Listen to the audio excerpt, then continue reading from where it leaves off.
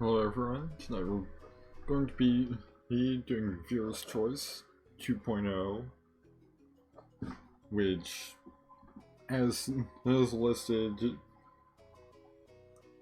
in the panel on my Twitch page, is being conducted through Moobot. Polls roughly every hour of stream, so quick announcement in chat for the current poll. It's closing at 10:50 EST. If you use the command !time, you can know exactly what time it is EST without having to look it up or do any math. So, and since this is also the first stream with the new Aether channel point system, I need to crank up the volume of the music a little. It's looking pretty low. I've decided to start off with the AI dungeon for the first hour block, as I have included multiple redeemable rewards specifically for AA Dungeon, including ! redeem command, which allows you to spend some Aether to submit an action. And since I recently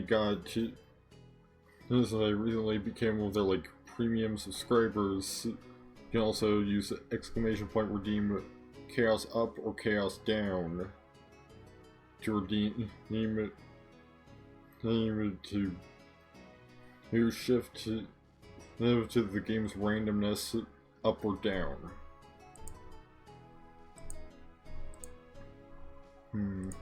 Something might be wrong.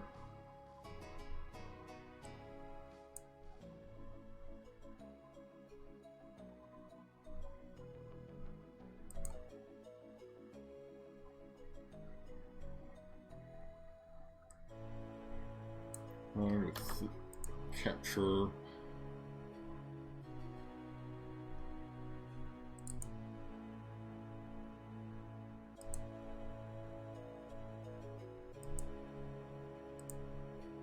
Okay, there we go. For some reason it was trying to capture real lives and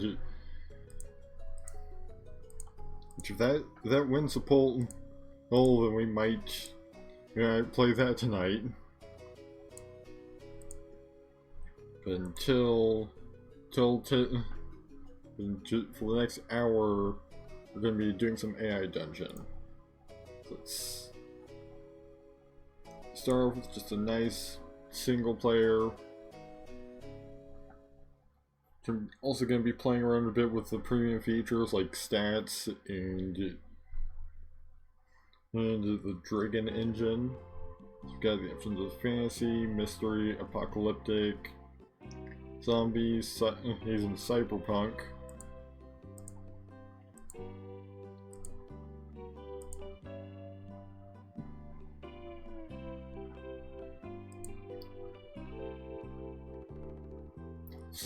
Let's start off simple with some fantasy. Yes. Classic wizard. I'm gonna pull up fantasy name generators real quick. You can just generate a wizard name.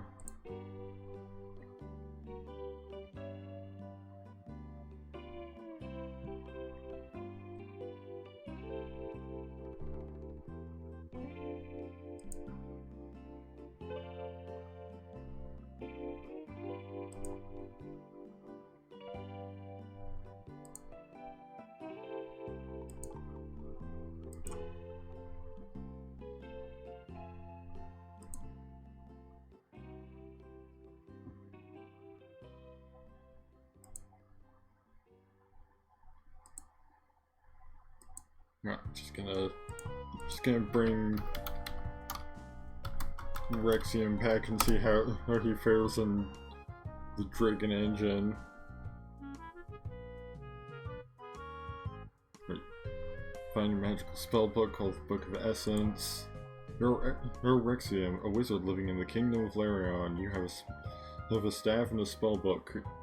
You finish your long journey and finally arrive at the ruin you've been looking for. You have come here searching for a mystical spellbook of great power called the Book of Essence. You look around and see a skeletal corpse lying next to a broken pedestal with a large black book on it.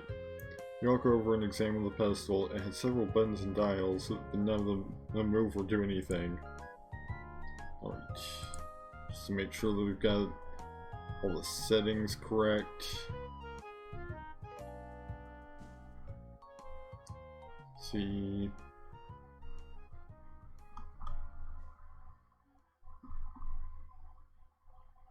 I'm not even seeing the options for I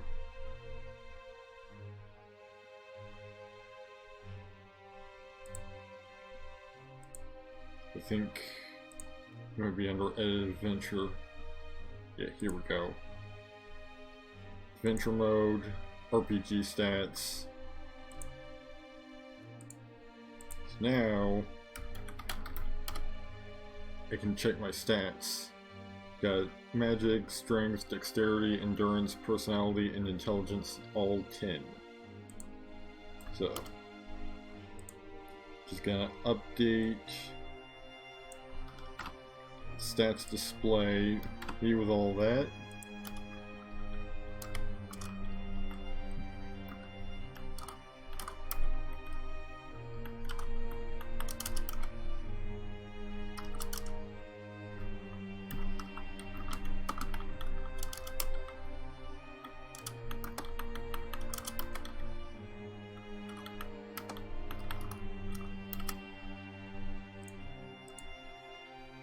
Alright. So now I'm gonna slide it over slightly because intelligence is a long word. Oh, partly because I accidentally It was actually just that long because I accidentally kept a quotation mark in there. So let's examine book on pedestal. Examine the book on the pedestal. Well, if you examine the book on the pedestal, the book is 6 inches thick, 3 feet tall, and 2 feet wide. It is bound in a worn leather cover and has no words or symbols printed on its covers or pages. Open the book. Yeah, it's just a nondescript cover. Book's pages are blank, all the pages are blank. This isn't the book you're looking for. Apparently that's a failed dexterity check too.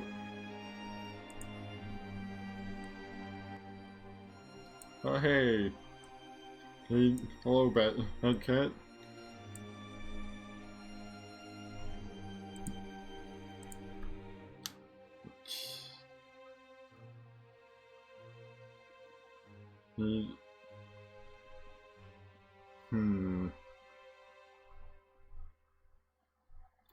Examine skeletal corpse.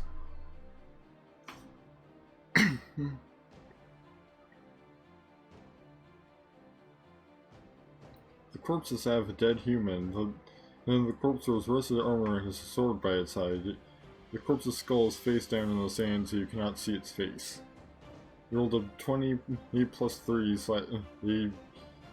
/4 and succeeded the dexterity check. Your dexterity skill has leveled up. You are now level 11. Right? So apparently that improved our dexterity.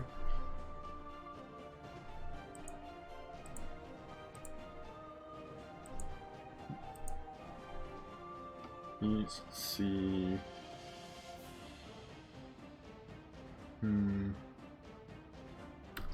Examine pedestal. Somehow managed to misspell pedestal with that the word right there in front of me. The pedestal is made of stone. It is 10 feet wide and 10 feet long.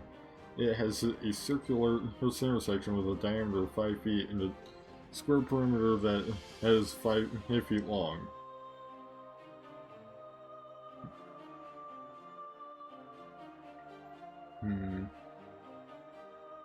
That was apparently a failed dexterity skill check.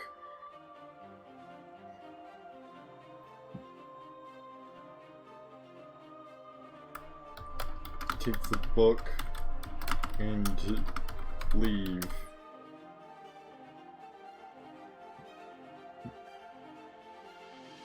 Seems like the Dragon engine takes a little bit longer to figure out what I want to say. You pick up the book and put it into your pack. Suddenly the pedestal intersection begins to move. Ooh. And that was apparently a success of the personality skill check.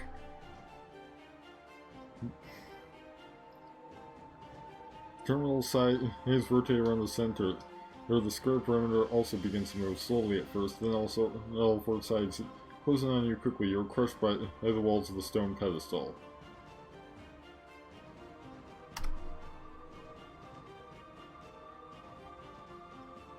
Attempt to escape, I guess, because you've apparently sprung a trap. Crawl out of the pedestal terminal, leaving behind your bones. Excuse me? Leaving behind my bones. So I guess I'm just like a just sort of a flesh jelly now.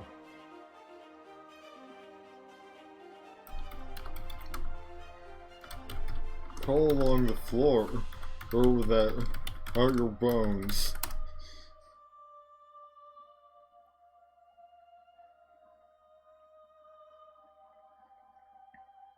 You crawl along the floor without your bones. You crawl slowly and steadily towards the exit. After a long crawl, you reach the exit. That was a successful dexterity skill check, which kind of makes sense. Open your spell book and look for a spell that will restore your bones.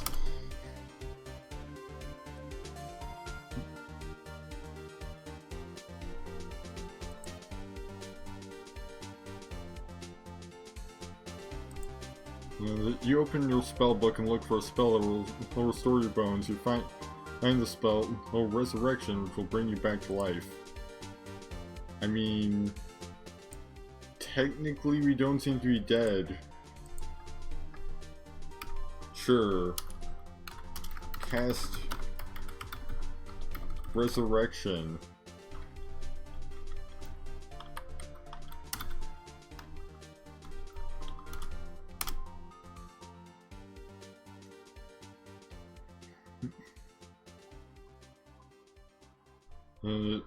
So that's where my bedsheet went.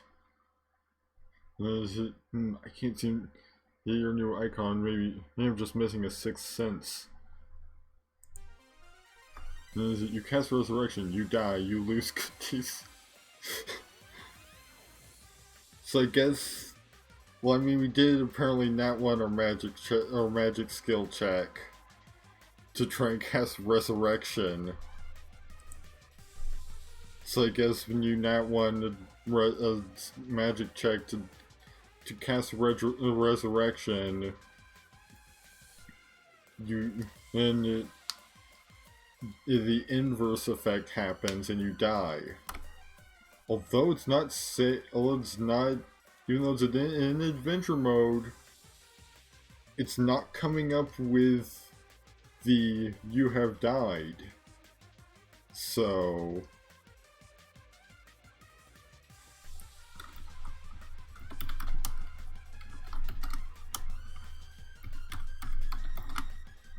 well, resurrect yourself. Let's try that.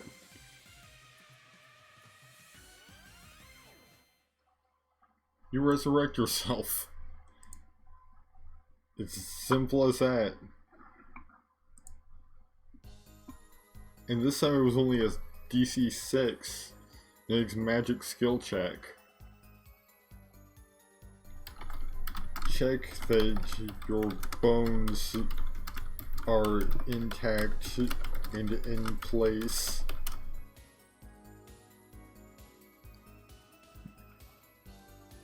Let's check our bone status. You scream as your entire skeleton is pulled out through your orifices broken into pieces. The pain continues for several minutes before eternity of complete numbness takes over. You have failed. Good day, sir. But again, still not specified as being dead.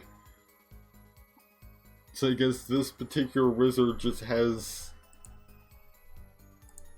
a talent for not dying. With or without his skeleton.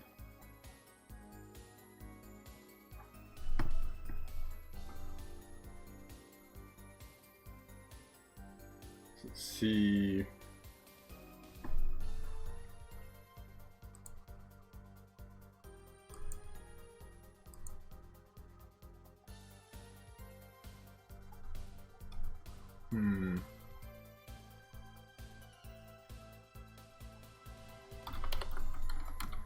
Leave this place.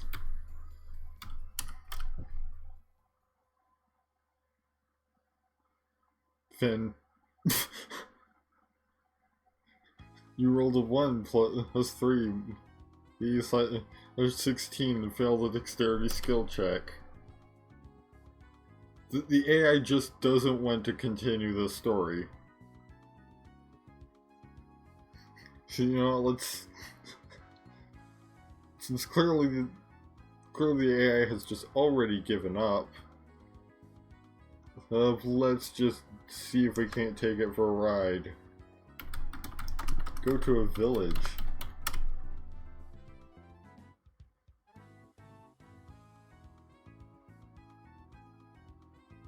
There's a village here. There's a tavern, a blacksmith, a stable, and some houses. The village is small, but has everything you need. You own the tavern in the village.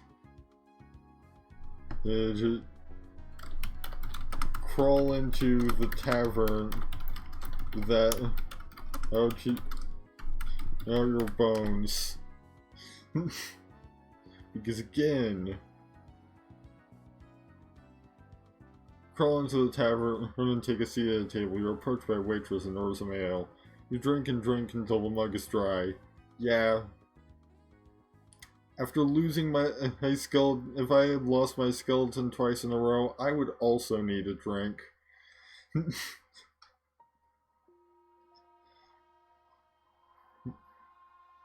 And apparently that's I guess it's a crawling.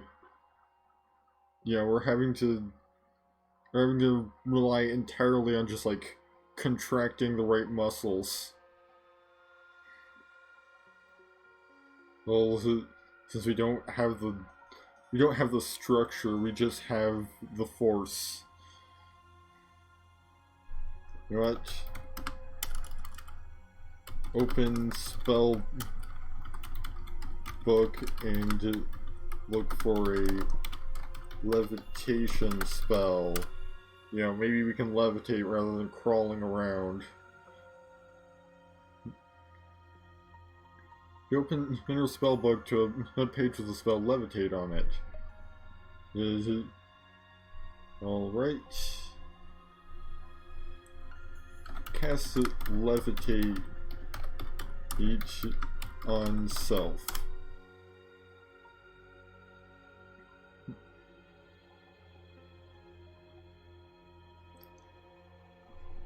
You lift out after a little off the chair, the spell doesn't hold and you fall onto the floor with a thud.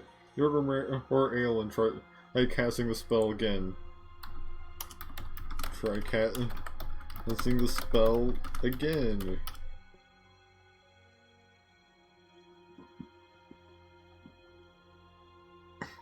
You're on the air, floating off over the floor. The spell is holding you at about knee height. You can then control how much you lift off the floor by how tightly you grip the spellbook. Well, this is progress. And also, it got our magic up to 11.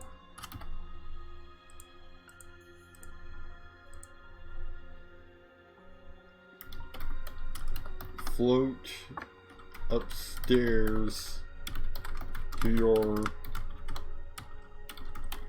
private room. Because we own the tavern, apparently. Just gotta hope the inclusion of the term private room doesn't give it any horny ideas. You fly into the air and head towards the staircase. Halfway up you realize that this isn't working, so you head back down onto the floor. There's no need to dwell on this failure. What do you mean this just isn't working?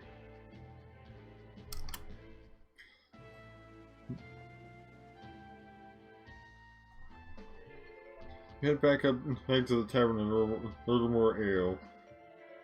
Well, the end. You reach the drunk and depressed ending. Alright, so I guess it's decided it's the end. But there's also apparently multiple endings. You know what? Start the game over, I guess. Since there's multiple endings, let's try and 100% this. The end, you reach the you win ending.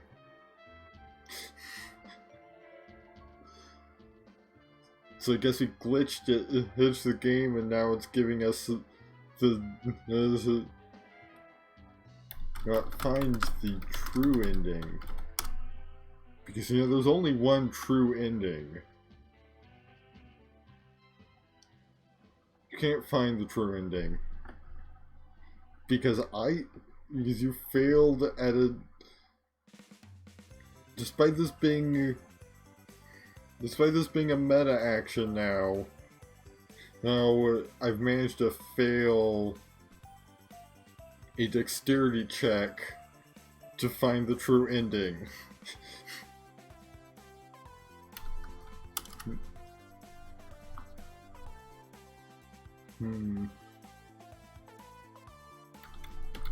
Check list of unknown endings.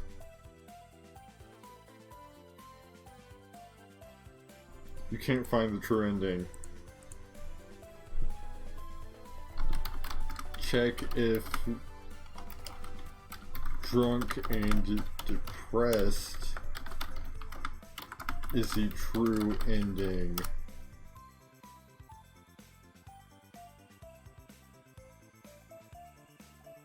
Dear David, yes, you have reached the true ending. You are the best.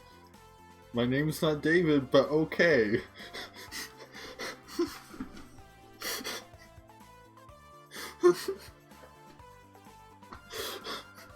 Well, this is a good start. This is an amazing start. So, just gonna throw in another poll announcement for anyone who hasn't seen it already.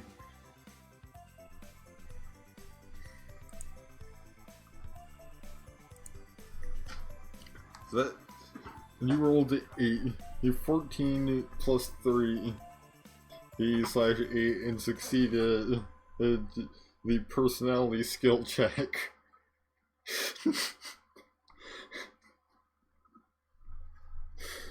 Like it was short, but it was amazing.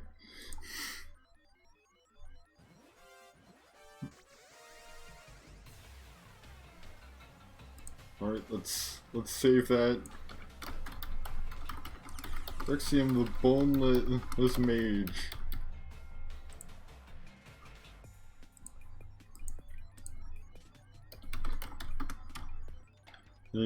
Drunk percent complete.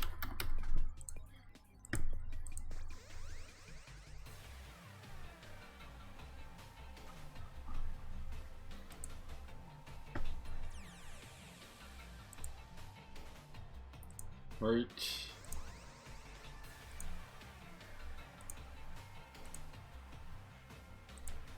Just to make sure.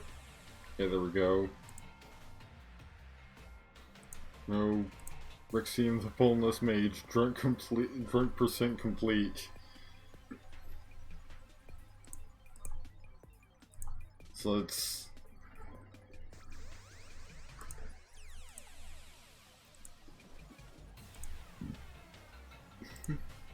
start a new game, I guess. You know, let's check out Mystery, see.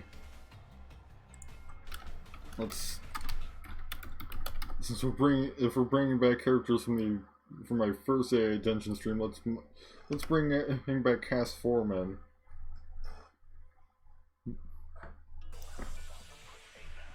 And let's see,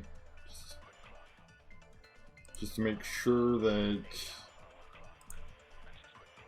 everything. Yeah, no, it's. Oh, it did. Make sure that everything's set correctly. Oh, interesting. Apparently we've got the exact same set of stats. Which means magic is a thing here in Chicago.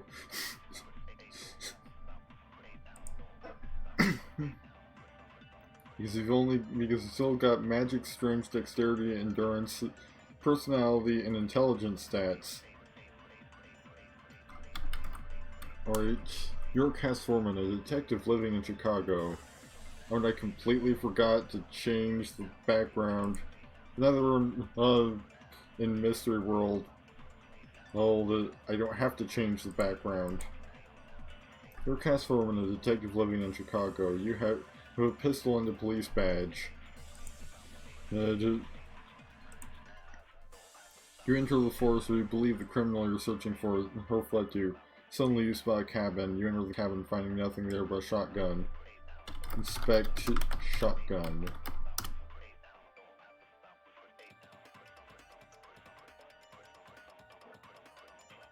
The shotgun is a simple yet powerful tool designed to fire shells of gunpowder, scraps of metal, and birdshot.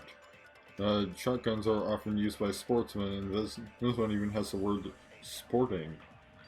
This is the shotgun for Prince.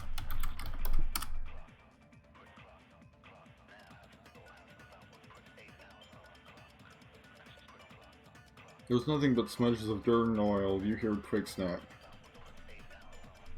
Look to where the twig snapped.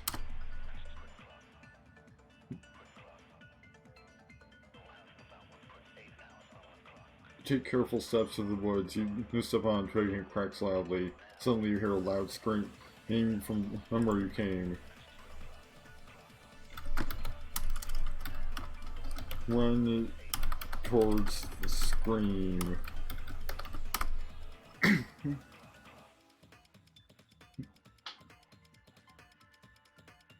run through the woods and suddenly hear cries for help. You come across a girl tied to a tree being assaulted by a wild savage who looked like he just crawled out of the depths of hell itself.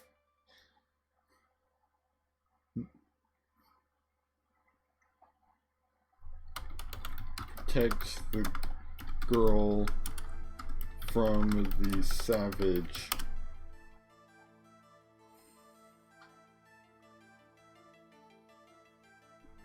Pull out your pistol and aim it at the wild man. You fire and the bullet slams into the wild man's shoulder. He lets go of the girl and lets out a terrifying shriek.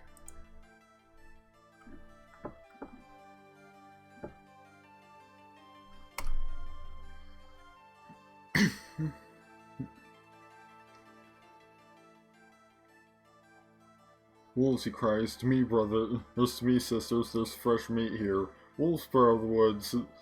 As their eyes staring at you hungrily. Grab the girl and run.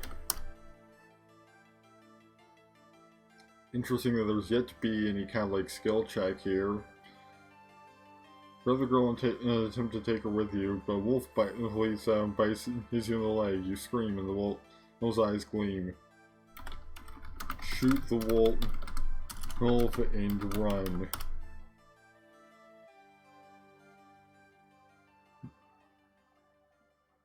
You shoot the wolf and it falls to the ground. You begin to run away as more wolves come.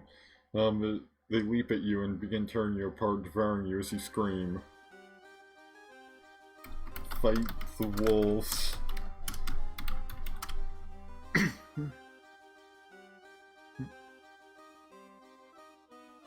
You pull out your knife and slash at the wolves. They are hopelessly outnumbered. They rip you apart and tear apart your corpse. I mean, still not registering this as a death, even though it's supposed to be an adventure mode.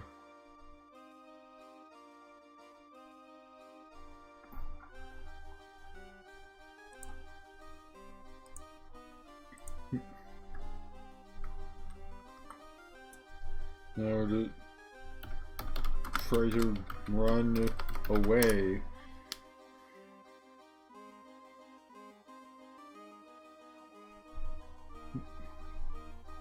You leap to your feet with a determined expression. I'm not going to die here, you cry. You leap at the Iberian, stabbing him with your dagger. What is an Iberian? Just gonna look that up. And I hope it's not some kind of like...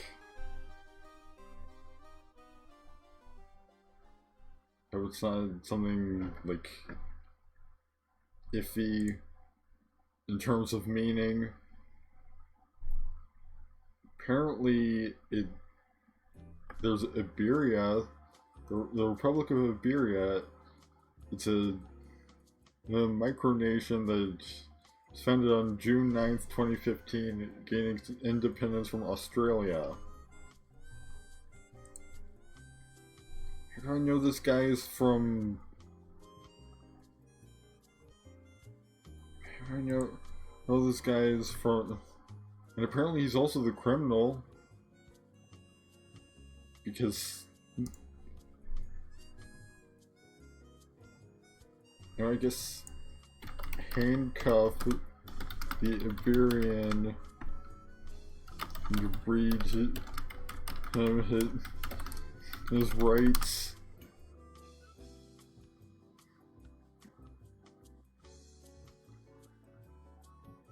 You handcuff the Iberian to a tree with your handcuffs and give him his rights.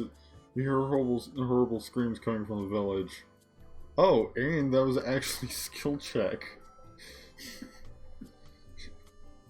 Finally, it actually registered skills as being a thing.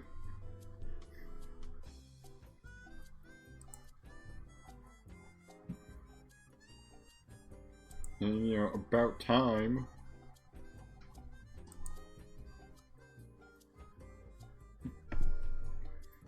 Right.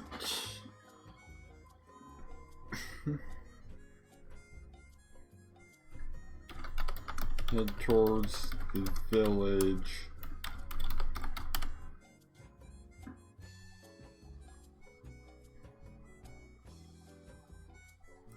You walk towards the village, a wolf leaps at you and you shoot it before it can land a blow. You walk through the streets of the village, bodies litter the streets, horribly mutilated. Inspect the body. Like the body. You know, see what's going on, see what the cause of death is in this village somewhere in New Jersey. You come across a little girl sitting in the street surrounded by bodies. Daddy, she asks?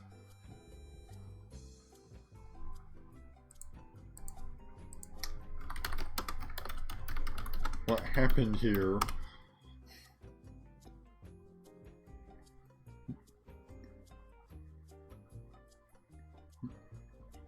I was playing with my dolls. Mama, Papa, and Allison were here. Then the bad man came and killed everyone with an axe. You inspect the bodies. They're all hacked apart and bloody. Do you know where bad man went?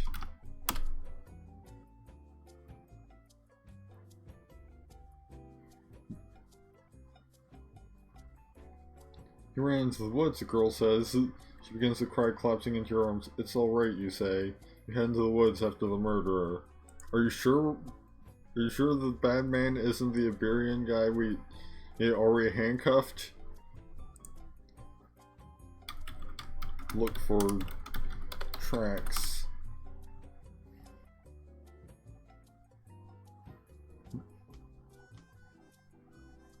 You begin to look for tracks, hoping to track down the murderer. Suddenly you hear big snap behind you. You turn around quickly with your gun raised. This is sounding rather familiar. At least we've managed to... Thank you for freeing you. One more, please.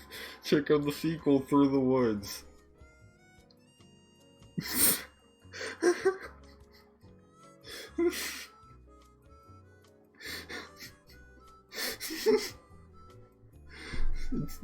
It created a cliffhanger. Start to reading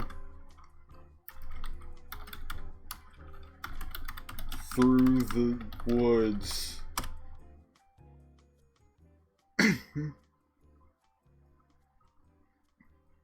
Yeah, once again, time for medicaments. You wake in a cold sweat. It was just a dream. You take a minute to calm yourself and head back to sleep. Your mother wakes you up the next morning looking worried. I failed a dexterity skill check somehow.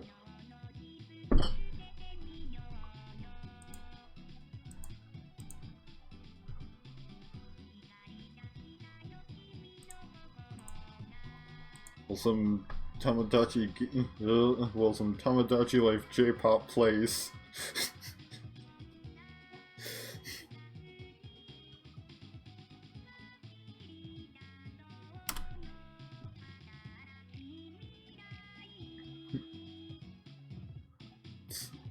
Wolves are gathering outside, she says. Her voice is tense with anxiety. You get up and look out the window. She's right. A pack of at least 30 woods is gathering around the house. Ah, yes, 20 to 30 feral wolves have gathered have converged on my house.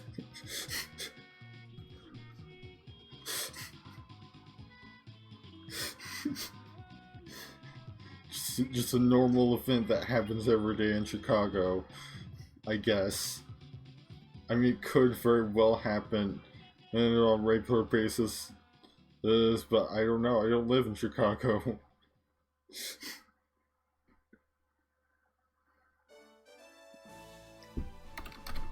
Grab your pistol and prepare to head outside. You managed to fight off the wood elves last time, but then again, that was apparently a dream. You grab your pistol and exit the house. Wolves begin to circle you, staring with hungry eyes. You aim your pistol at the lead wolf, who stops and bares its teeth. You fire on the lead wolf. You know, maybe if we kill their alpha, they'll all leave. The remaining 29. The gun goes off with a deafening bang. The wolf's head snaps back and collapses backwards, dead. The other wolves snarl, but stop.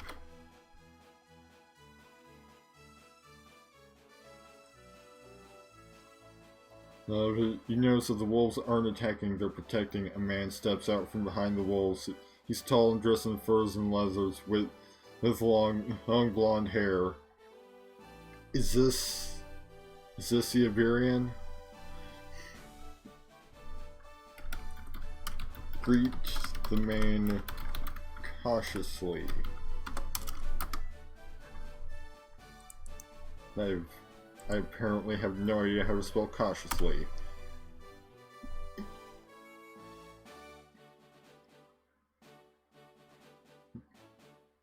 You approach the man slowly. Hello there, you say cautiously. The man raises an eyebrow. I wasn't aware the people all spoke our language, he says slowly. What language would that be? What language would that be? Last I checked, you're speaking English.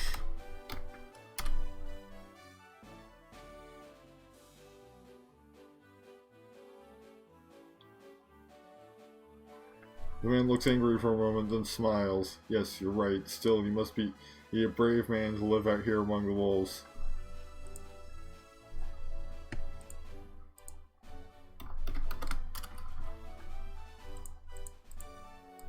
The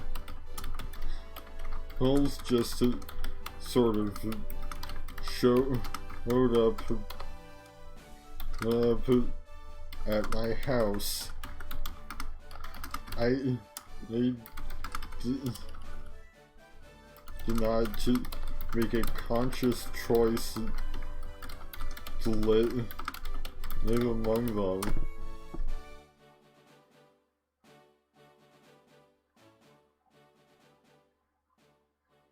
The man looks worried at this and glances at the wolves. As you notice that his furs look strangely sleek and undamaged. Do you control the wolves, you ask? The man laughs.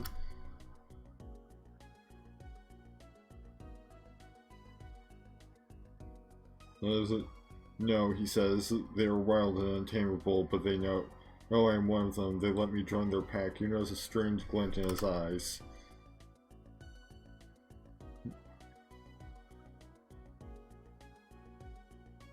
May I join your pack as well? You nod and the man smiles. Follow me. The man then walks over to the wolves and they part to let him through. What is it with the AI and werewolves? At least it seems like this guy's probably a werewolf. Like, statistically speaking. You follow him to a small cave. The man motions you in. Make yourself at home. He says, that is from the mouth of the cave. I must go hunt.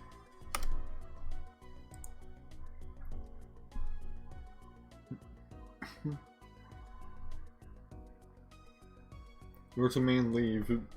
You then begin to look around the cave. You find a skin lying against the wall and pick it up. But yes, there's a strange coarse string within the pelt. Inspect string.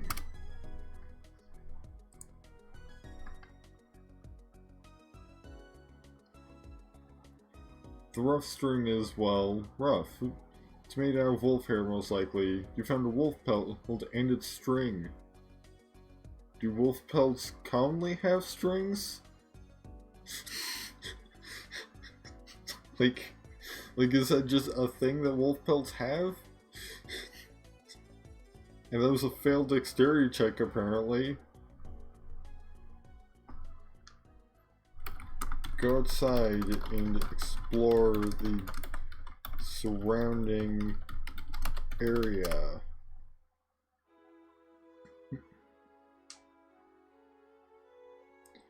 The wolves watch you carefully, but make no move to attack. This was a good idea, you think. Wolves are among the fastest, most alert animals in the world. They would make great pets.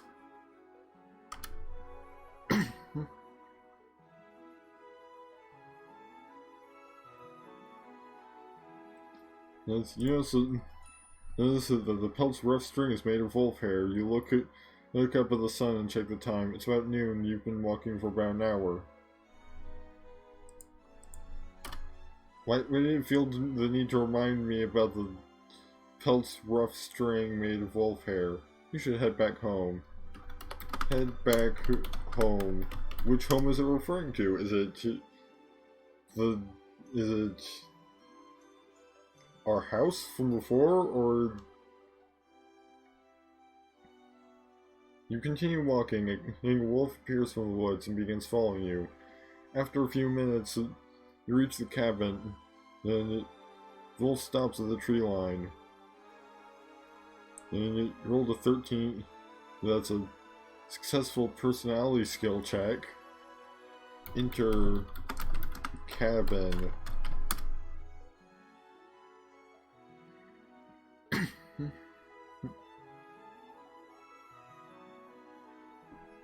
You enter the cabin, and closing the door behind you.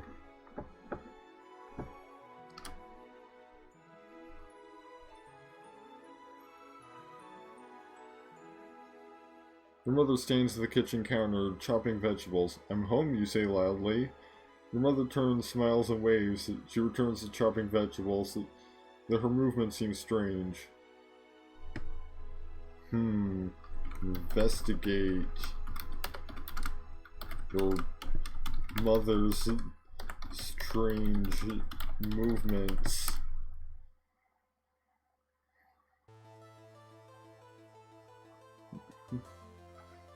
You walk towards the kitchen counter to see what your mother is chopping up. As you near her, she looks at you and smiles. You go a few feet from her when... ...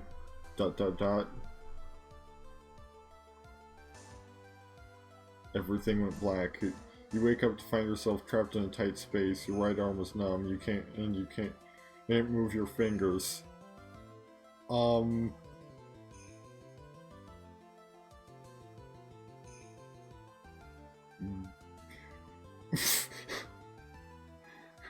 Well, this is certainly interesting. I get the feeling that we don't have a right arm anymore.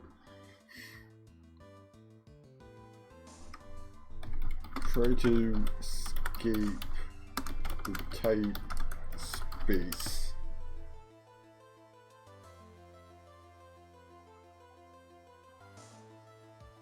You manage to painfully shove your arm against the tight space and push it in a few inches. You're right before you can't move your fingers, so you use your elbow to slowly push against the tight space. It's a 20 against a 14. You need to succeed a dexterity skill check. It's like that should be pretty good. It takes about 2 minutes, but you push the tight space in far enough to free your arm.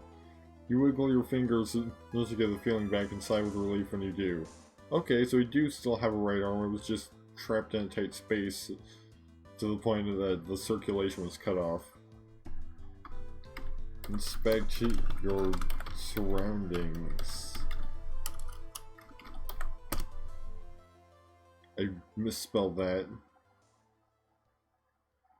Hope it doesn't... Find yourself surrounded by darkness. You feel like you're lying on a cold, hard surface. You try to move and find that you can't. You don't feel afraid, though. Inspect the cold, hard surface.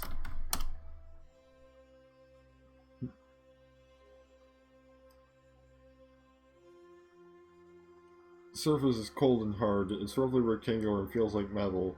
It's not waist high and it has sharp edges. You hear a whirring sound.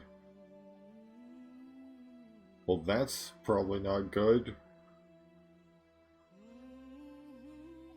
Look to the source of the whirring sound.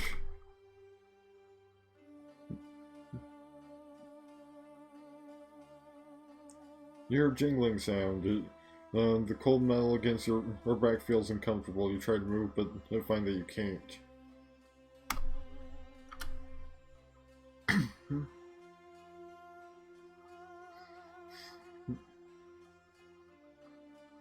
Feel like you're floating in water. You close your eyes and try to sleep. Attempt to break your restraints.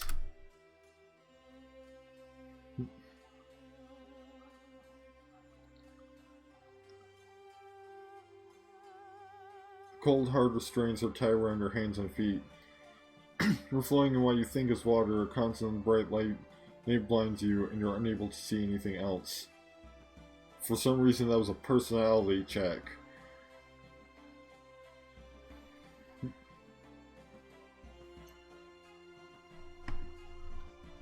Try and get one of your hands free.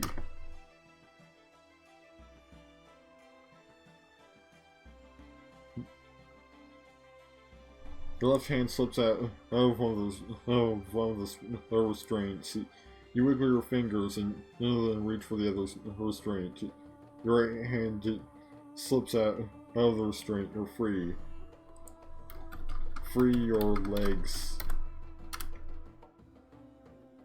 Because we're not technically free yet.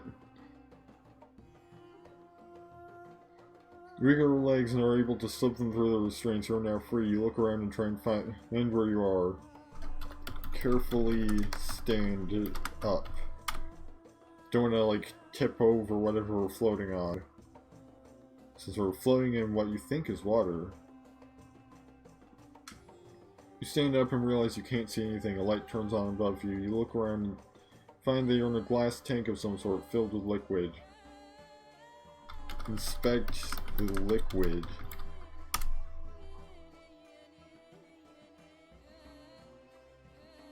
Knowing AI Dungeon, it's probably gonna... Oh, it's actually water. You cry out in terror as the water surges into your lungs. Your body begins to shut down, unable to process the liquid, only barely managing to keep you alive. Probably because of that failed dexterity skill check, that was probably to try and swim.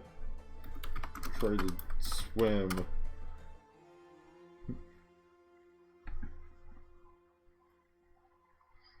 You claw desperately at the glass, but I find it too hard to break.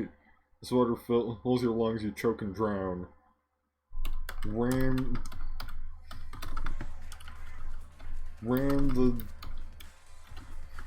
the metal thing against the side of the tank.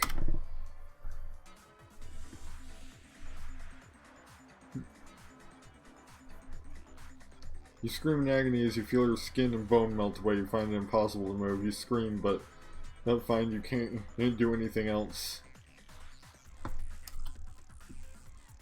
Okay then.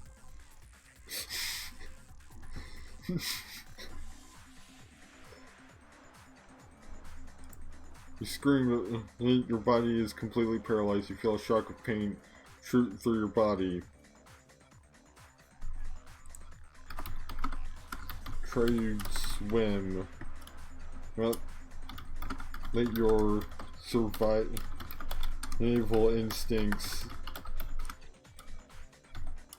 need to kick in. See what happened. See what it interprets that as being. Your instincts take over and you survive the shock. You find they are able to move again. You look down at yourself and find your skin is charred and burnt, your clothes in tatters. What burned me? Like, how did I get burnt when I was just in water? Stand up.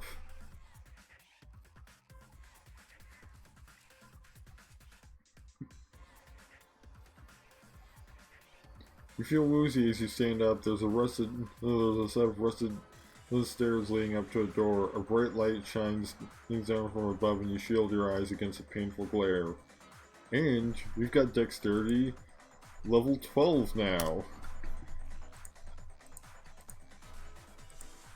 Walk up the stairs.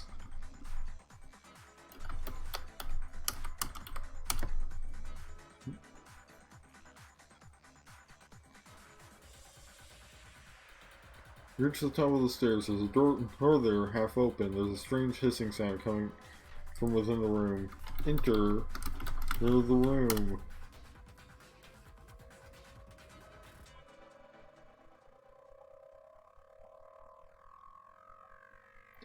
You step into the room and see a large glass tank in the center of the room filled with a clear blue liquid. The room is lined with dozens of these tanks, all filled with various liquids.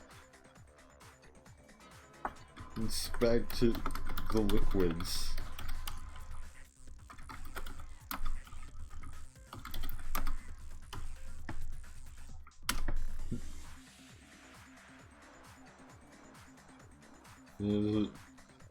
Right, so since there's 10 minutes remaining in this poll, I'm gonna throw in another announcement for it. Just in case there's anybody who hasn't voted yet. You find yourself standing in a dark room. A bright light blinds you from above. Having you shield your eyes and use your hands. Hello, you shout. Is anyone there?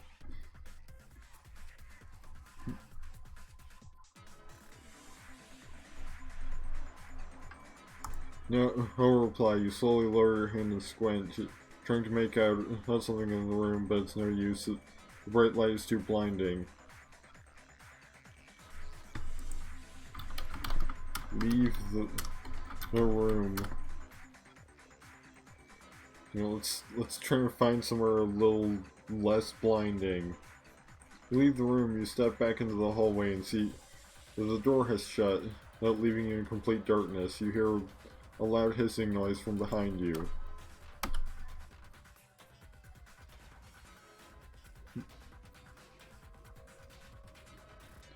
Blinding pain shoots through your body and cries in terror as the skin burns and bubbles. You can feel your organs cooking inside of you, and the hair melts off of your skin. Well, leave this place.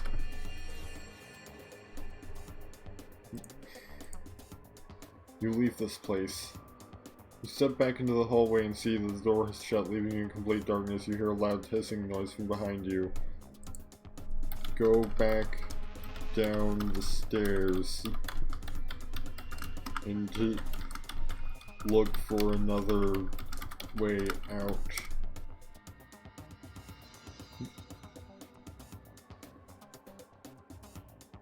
You find yourself in a pitch black room, a rusted circular staircase.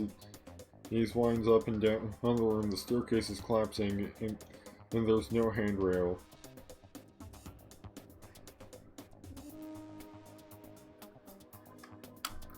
Climb up the circular staircase.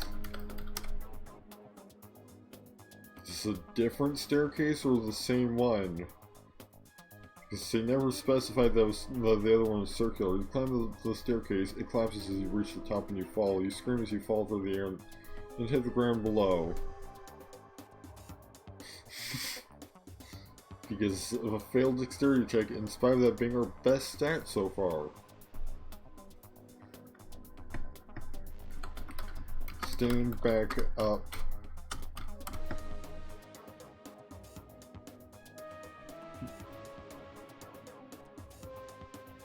Your body vibrates as you stand up. The staircase has collapsed and the tank is behind you. There's a large hole in the wall to your right. Okay. Go through the hole. Maybe this is an exit.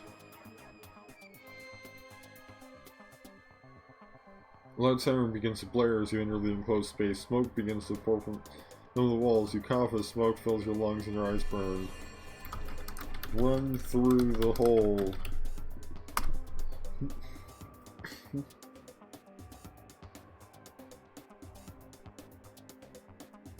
Your lungs fill with smoke and your eyes burn. You fall to the ground and the wall collapses on top of you. Crawl. Safety.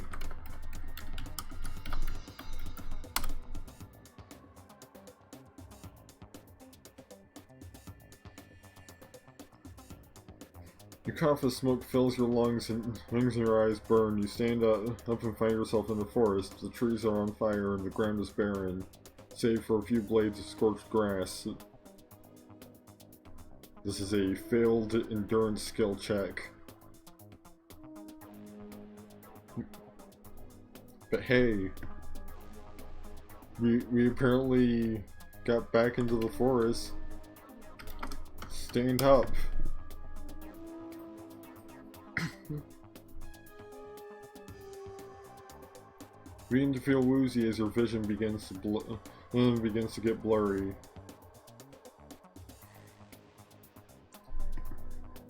You run from the fire.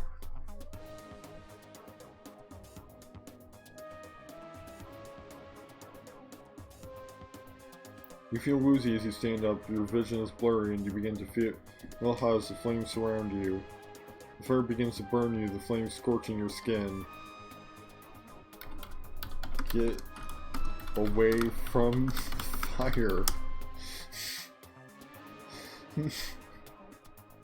Like, that was apparently a successful endurance check, and yet you find yourself in a large room with a high vaulted ceiling. The walls are painted red and grotesque statues adorn the walls. Inspect grotesque statues.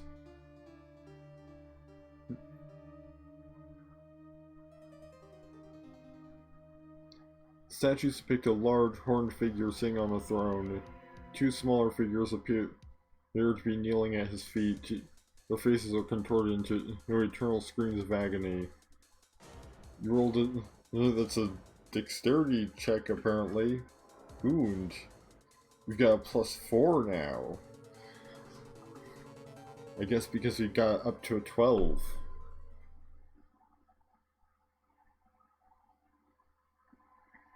Wait.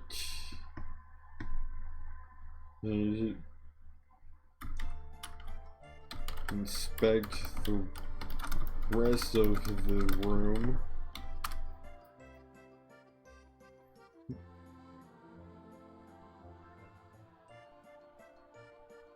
You walk along the hallway. It seems to be a never-ending expanse of white tile and gray concrete. You feel cold despite the sweltering heat of the flames that surround you from all sides. Again with the fire?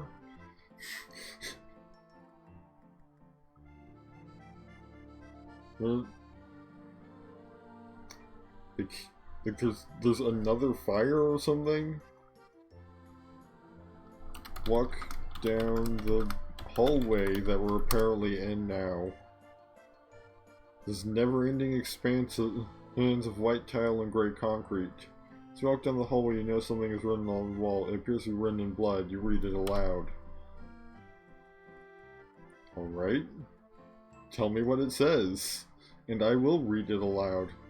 The weak are eaten, the strong survive, the wise rule, all the foolish are doomed. You begin to walk away. Hey, you hear a rumble and turn around. Well, as you begin to walk away, you hear a loud rumble and turn around. The hallway is collapsing in on itself. Cracks appear in the previously flat wall. It's a maze of hallways just like this one. You could get lost here. Run towards the end of the hallway.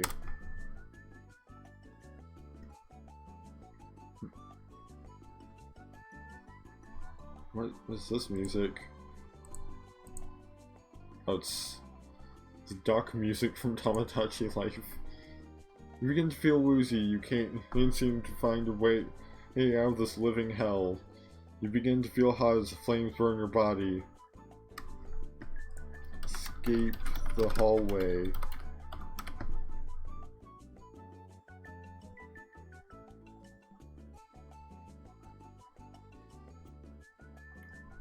You find yourself in a large room with a high vaulted ceiling. The walls are painted red and grotesque statues adorn the walls.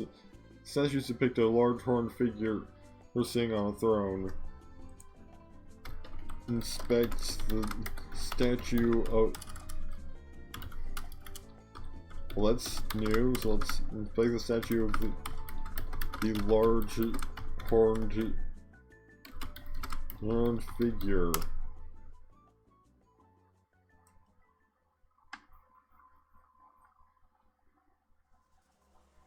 The statue depicts a large horned figure sitting on a throne. Two smaller figures appear to be kneeling at his feet. Their faces are contorted into internal screams of agony. Check if you know who this figure is.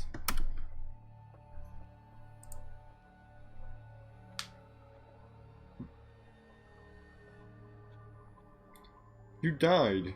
You leaped to your feet. It just now registered that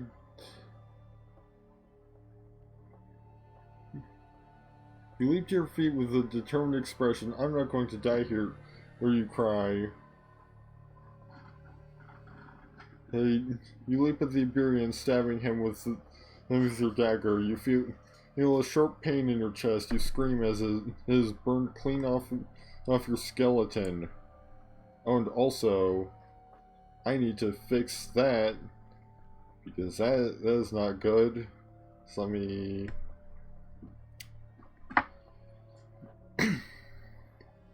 Also, the pull has ended, so this will be sort of the interim between segments while I adjust the filters. Let's see.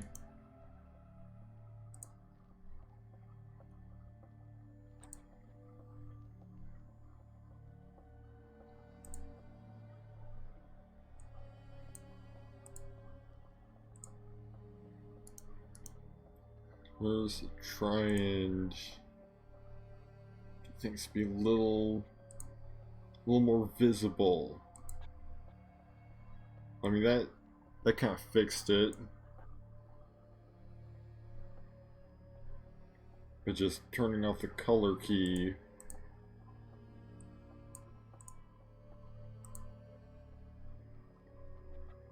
Needs maybe...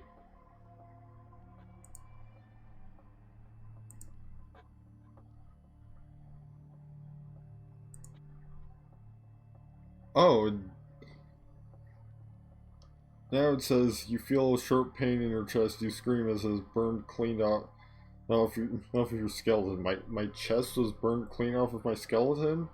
You hear the voice one last time before dying.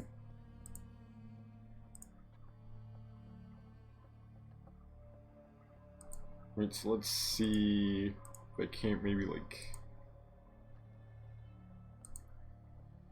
switch over to dark mode.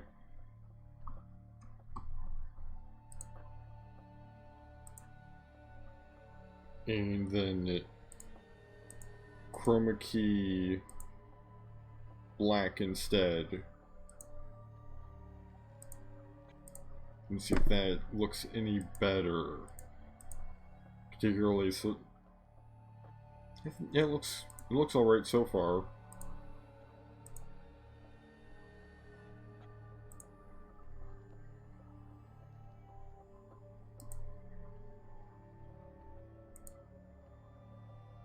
Alright, everything seems to be fine. I think right now I need to check the results of the poll.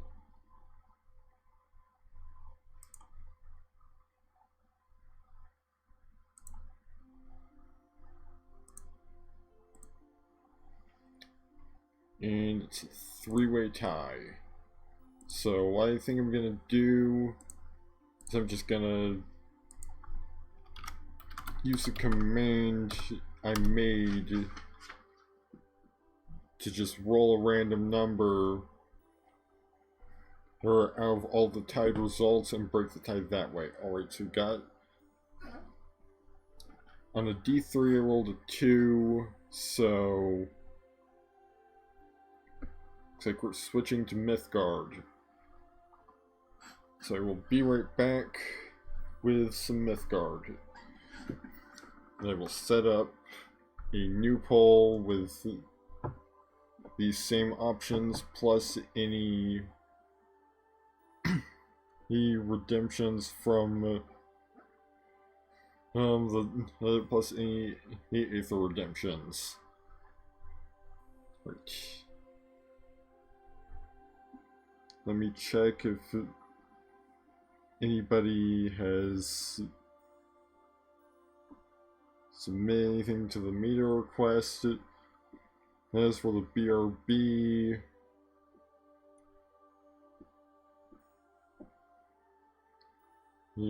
here will I switch over media share.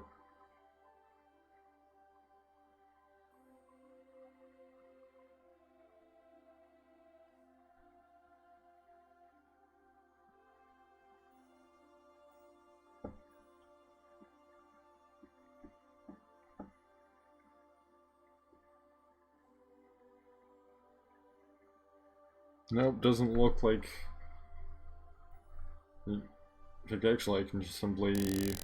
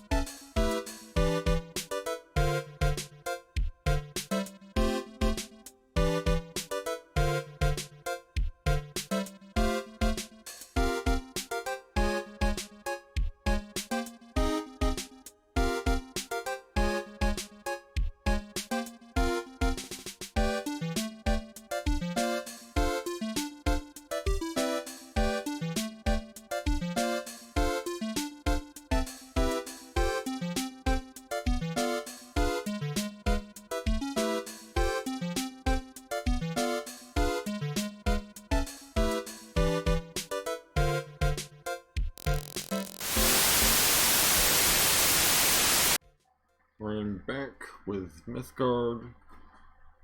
Let me finish up creating the next poll.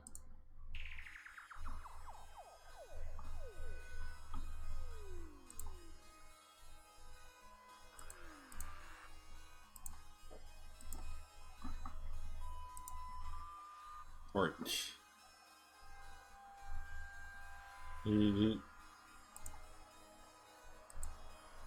So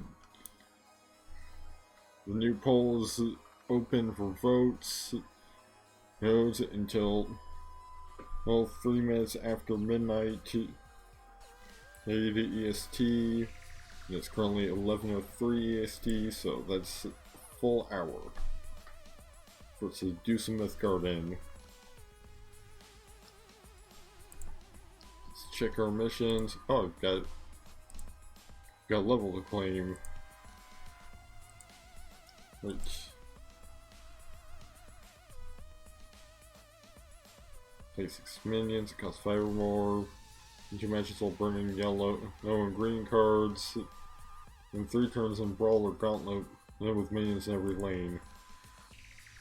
But since I've got multiple missions into the Lion going into the Gauntlet, I might as well do some Gauntlet.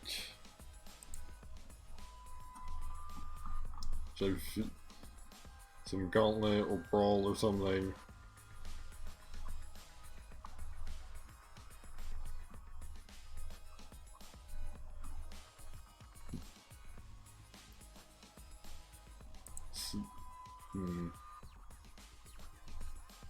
Yeah, let's see. So we'll check to see. Play Gauntlet match. Brawler Gauntlet. And with minions in every lane.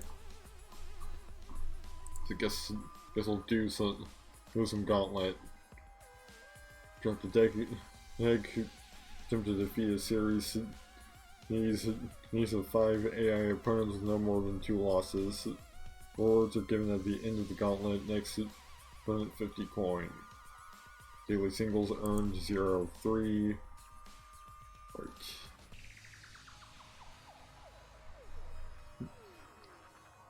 I haven't done anything with the Gauntlet.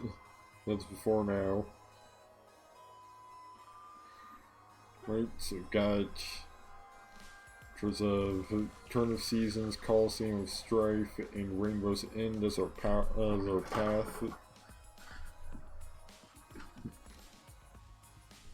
Let's see, and the Infuse, Protect, and Smite as our powers. You know, it's wait. Oh. You don't have to pick one yet.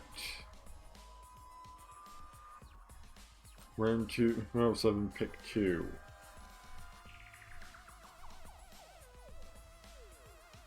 Let's see. Dissonant Drone. Minions have -1, -0, and O during your opponent's turn.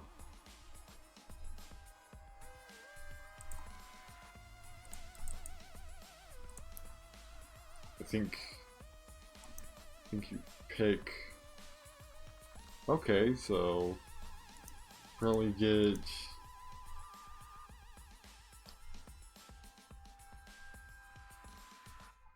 all of that stack. So maybe let's go for enchantments. So we could use Rainbow's End to our benefit.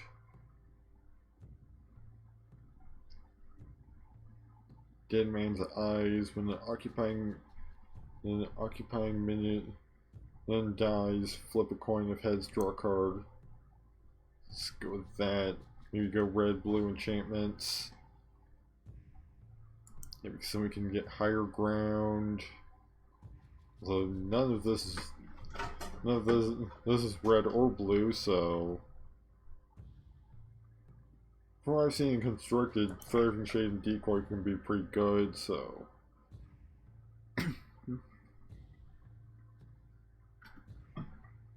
well, let's pick those up.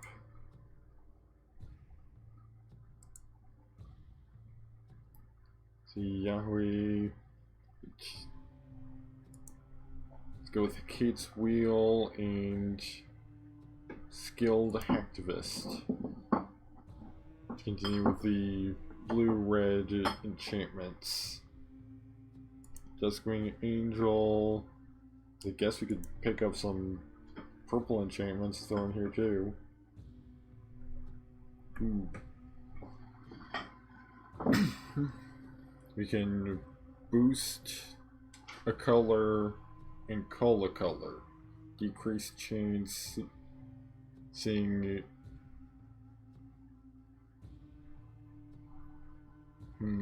Let's increase our chances seeing blue and decrease our chances of seeing perhaps yellow.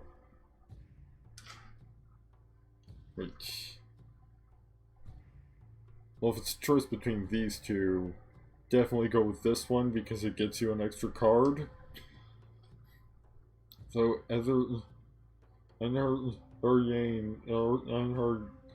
Arthane is pretty good. Well, we get to pick two, so let's just go with them both. Right.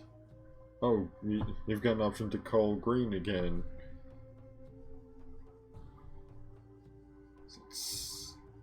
Let's pick up two cards in our sort of main colors. We pick the two blue cards.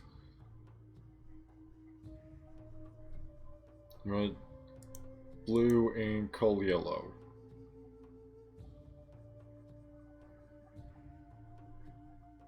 Frogger.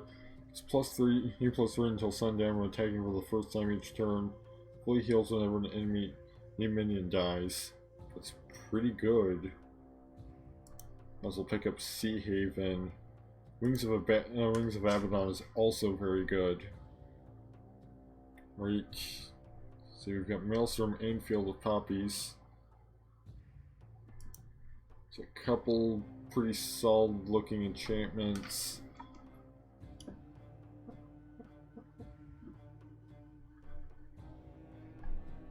Is it? Let's.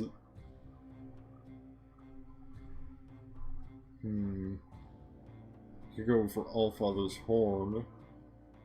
Give a standard action to all your minions and refresh your mana and gems. Banish all copies of the spell after casting. It's pretty dang good. Grants 7, but still. Wait. Demolition Speedway. Strigoi Reaver was pretty good. As is Panic Raider and Duskwing Angel.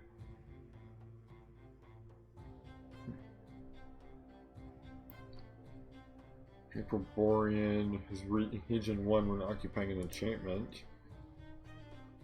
Yeah, it's gonna be pretty good. And that stack will at least get us a blue card. Field of Poppies, and I feel like Swift and I feel like Jaunt could be good. Grease Monkey and Shinobi of Fire. We end up splashing in some purple. Let's see. Snaring Serpent and Timberland Troll. Locked in Ice. Strigoi Pureblood. Maelstrom and Shatterfist. Definitely go with that. And Forked Lightning. Earth Striker and Boost. Use blue. So we have 0 chance of seeing a yellow card.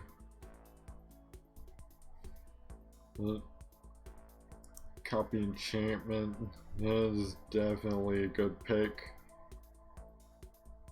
Ooh, this has a couple prestige cards in it, but then again, so does this. Let's go with let's go with the bigger stack out of the two. Let's pick up these blue cards.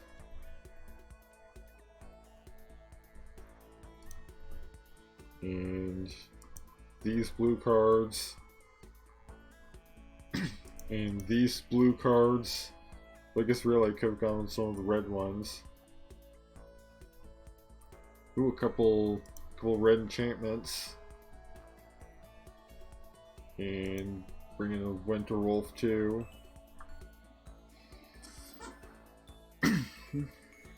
Alright.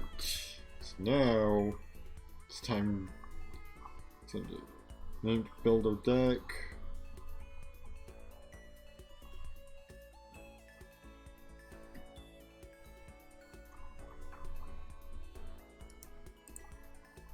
Like so. Rainbow's End.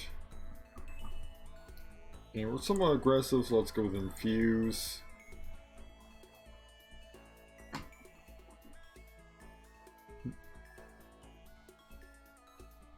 Let's see. Okay, so it looks like it starts off with just like a bunch of cards that are already picked, but makes no use of any of a red. So maybe let's swap out some of the more expensive things. Yeah, like, you know, as much as it seems cool, maybe not Allfather's Horn, because it's also expensive to cast. So let's maybe bring in something like Kate's Wheel and Wings of Abaddon and Strigoi Reaver.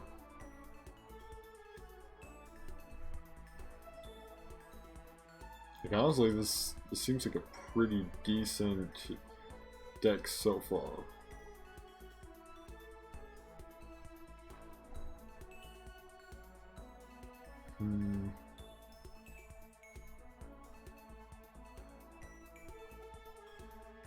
No, like, even with just like, this is what it sort of sets up with as a start. Which admittedly we didn't pick up that much red, so maybe let's just roll with this.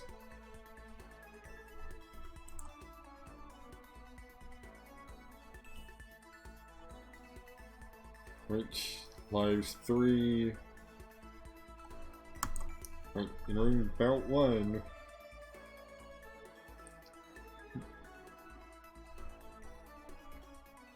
Against Eva Alexandrov. Let's see.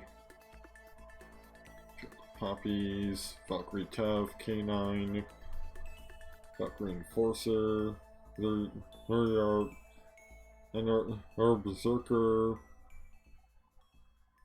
Let's see. Right, so Sweet Spin Red is basically already spent. Let's just burn a card and probably could have actually burned a K9 instead. Get it forged already. Let's bring in Field of Poppies. Need some minions to turn this, have Fragile 1.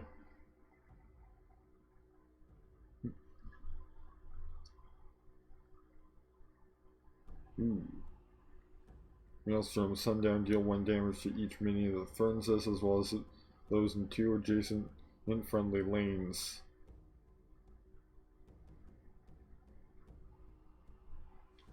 Let's see. Let's burn a K9. And then bring in a K9. So it's 3-2. So it's a 3-2, and anything that's attacking is gonna have Fragile.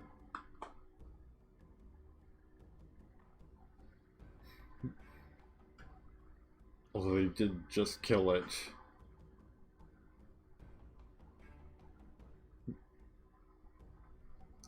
Right, let's see.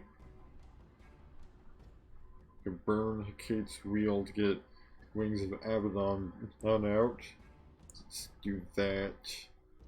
So you can use a coin.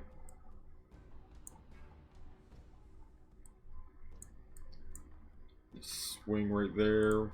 There for 4.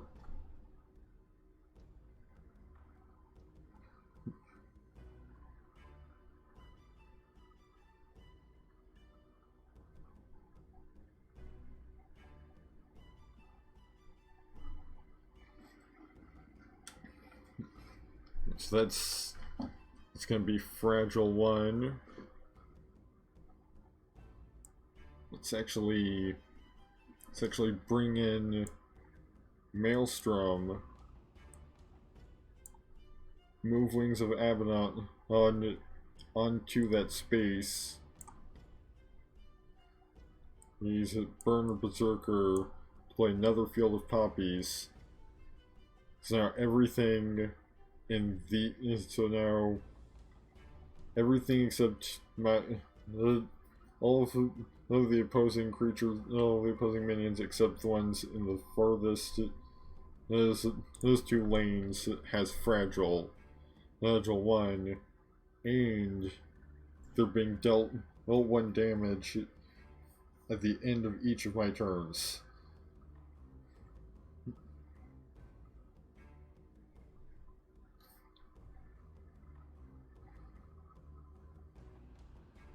Right. Just gonna bring out Valkyrie Tough. And burn the Valkyrie Enforcer. So that we can play as Sea Haven. Like this is gonna be a pretty good just a defensive line. Already. Let's bring in Ensnaring Serpent right there. So you have to be careful about putting things in these 2 lanes, because those are going to get damaged by the Maelstrom.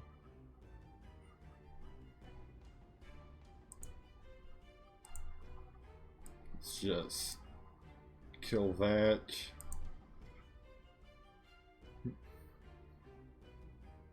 Unfortunately, this guy's out of range.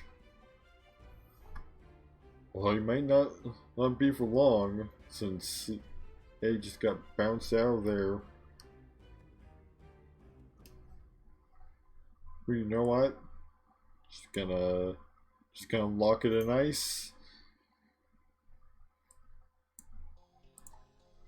Swing 3 and let the Maelstrom do its thing.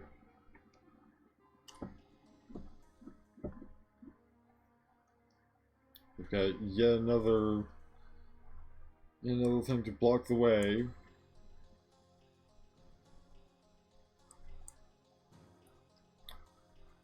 Yeah, but still going to just continually be taking damage. Although this is armor, so that cancels out all of the extra damage you would normally be receiving. Let's bounce that back to its owner's hand, why not? I think it might just be these lanes that get dealt extra damage. Let's bring in Stormdire's Chosen. Finally get rid of that. Just maintain the attack.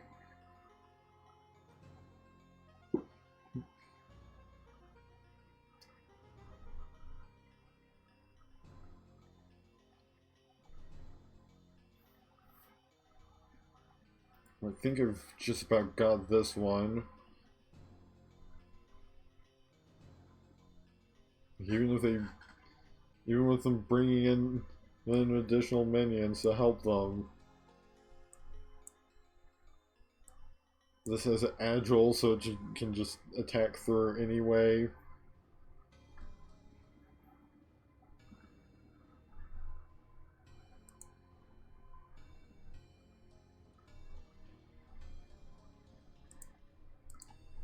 Got a back alley Ronin and a portrait. And he completed his mission on to part 2.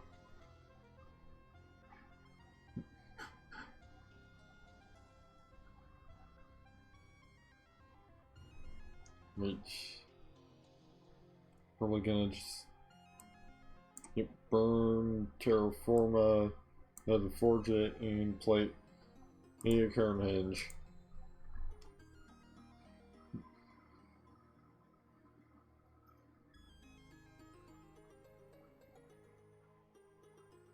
It does say in the 2 friendly lanes, so in the 2 adjacent friendly lanes, so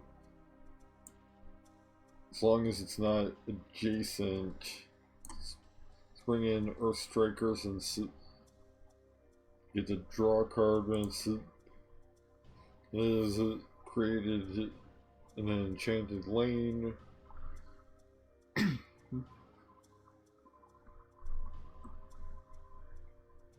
Right.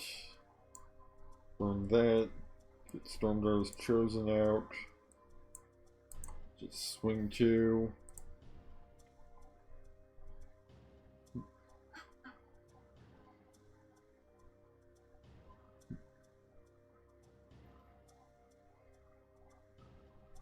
Right. Got Hand of Said.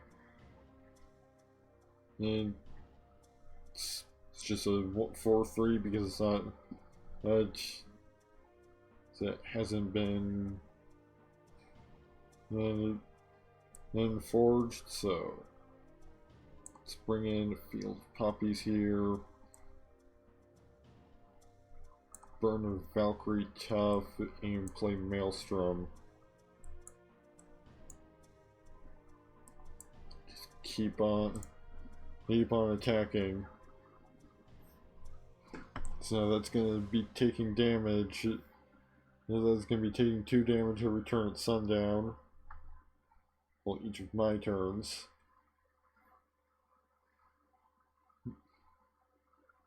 Ow. Hope it's dead. Dead already. Let's play this. Since I'll bump put everything that's on an enchantment.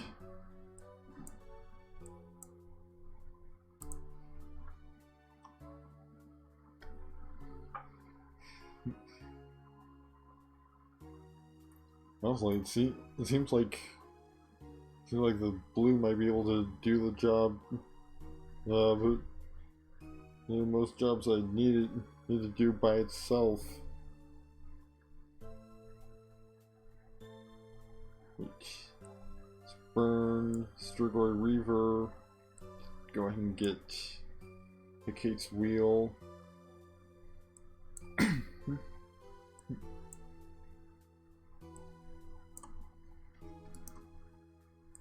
And just swing in. And that's it. About.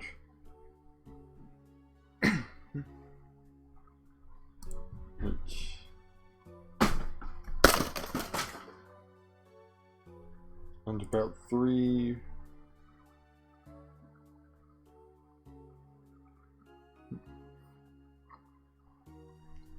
Another green deck. Right. Once again, burn Terraforma. To get a Field of Poppies.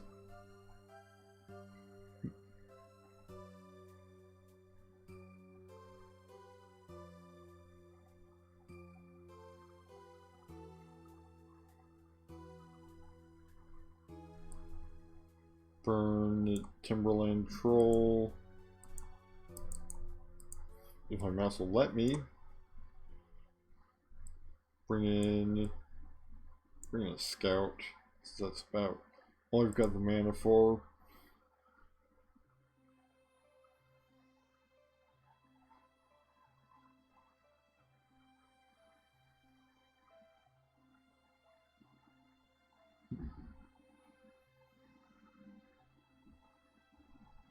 Which they opted to have that teleport away.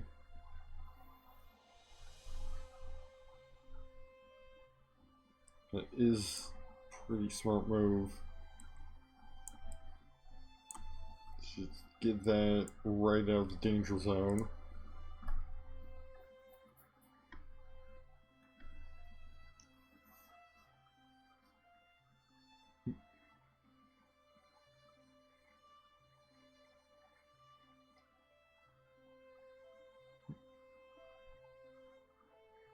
And they've got copy enchantment, bringing a field of copies of their own.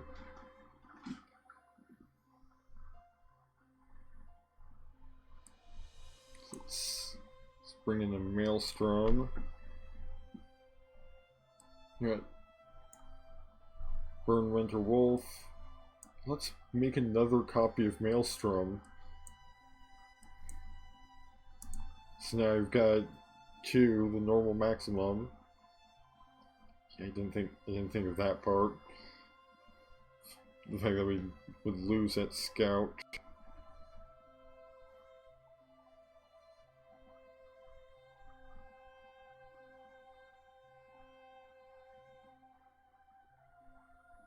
Right. Bring in the extra Maelstrom right there.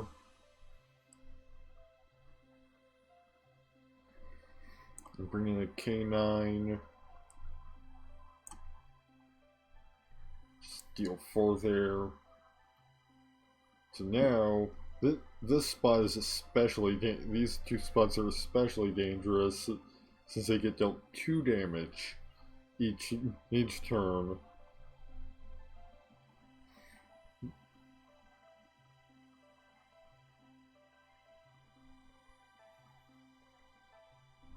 Now they've got where you give their minions armor. Let's bring in the Winter Wolf right there.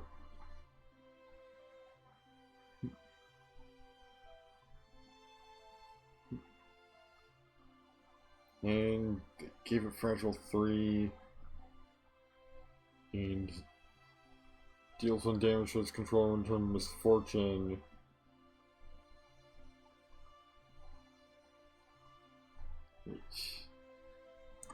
Place out a field of poppies there. And a hacktivist there.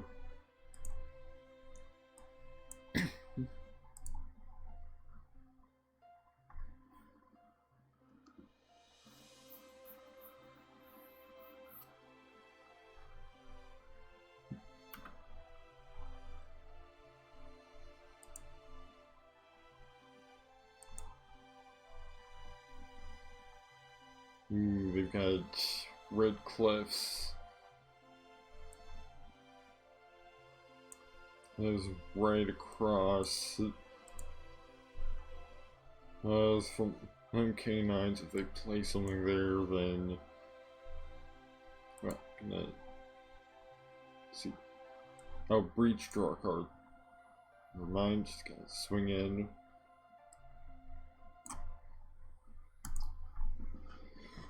Play that.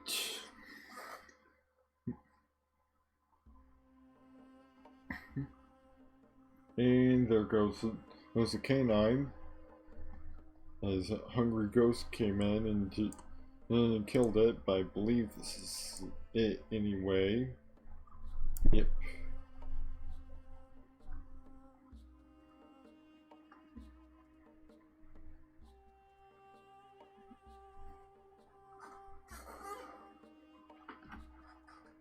See, we're about halfway to the next, into the second poll ending.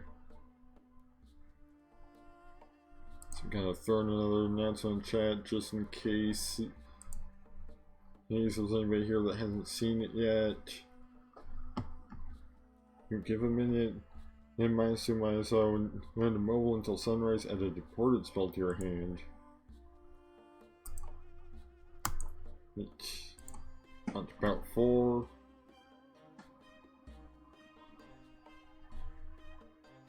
With Yush.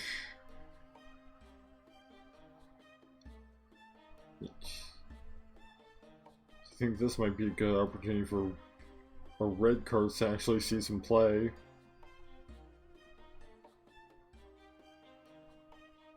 So we can burn Wings of Abaddon. Just trying to play my Leprechaun's coin so that I could actually get the mana to cast that. Right. Play Strigoi in Pure Blood. Right. Got purple and green, and my Pure Blood just died. It's just fine. Burn the Hacktivist. Play Field of Poppies. And pass.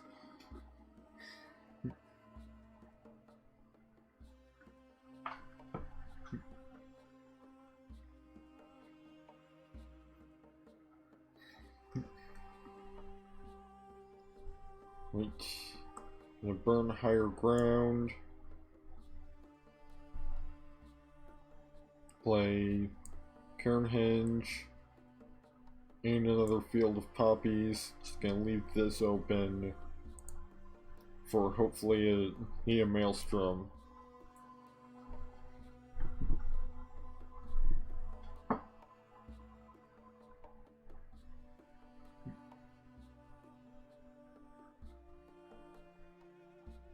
We've got this guy, Shinobi of Smoke. It's not great. And they just destroyed it in a field of poppies. Let's see. Run this. They can bounce the Shinobi of Smoke back to their hand. So I don't have to deal with it just right now.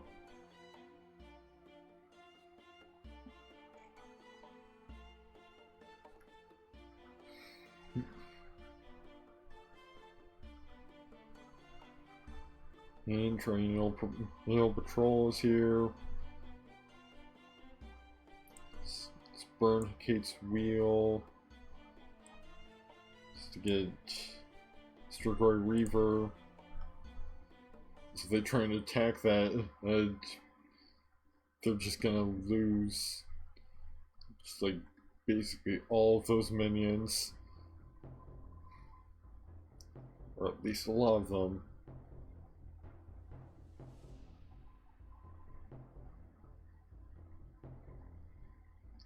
Let's see, let's make that stunned, slow, and fragile 9.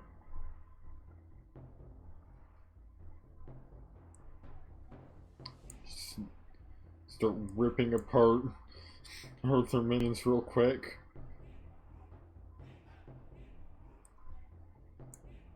Burn that.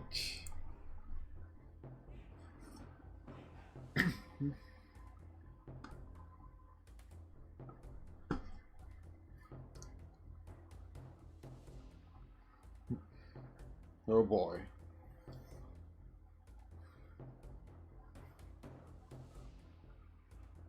And there goes the Reaver. Guess they were to use that immediately. Let's just bring in a Joden and Shire Fist.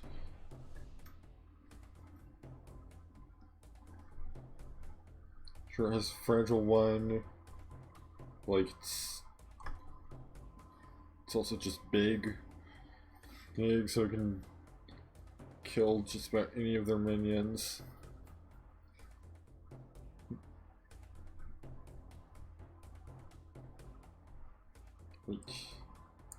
John, and throw in a singing stone.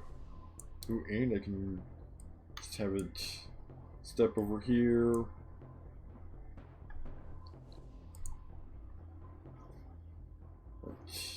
Need it. Since they're able to just damage me directly, Singing Stone is going to take quite a few hits. Play that. To block that lane. Go ahead and get that out of the way.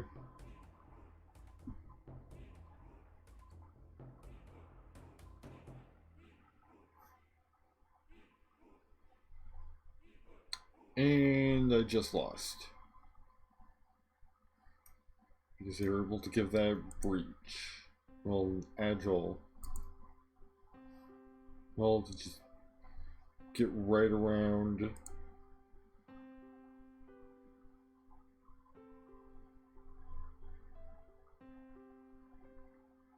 Oh, I guess I just try again against that same opponent. And okay. I kind of figured that was just a loss, and then we would move on. But I guess not. What's this music? Oh, it's Building Mode 4 from the original Sims. Burn K9 to forge it, and Field of Poppies.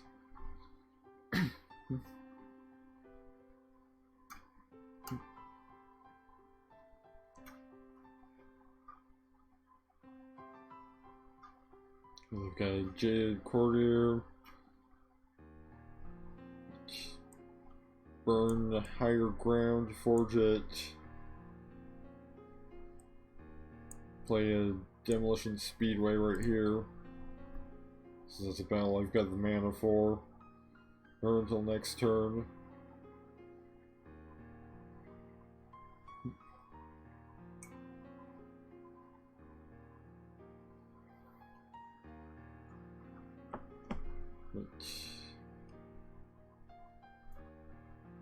Still don't really have anything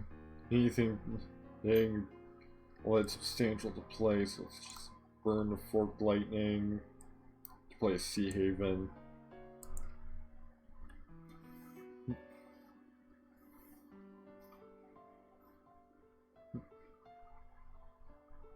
And taking a little bit of extra damage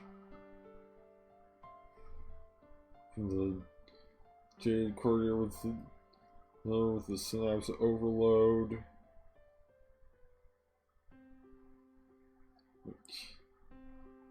Bring in a K9.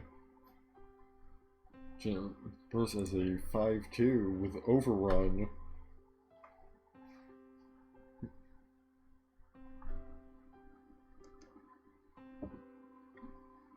I need to do something about that.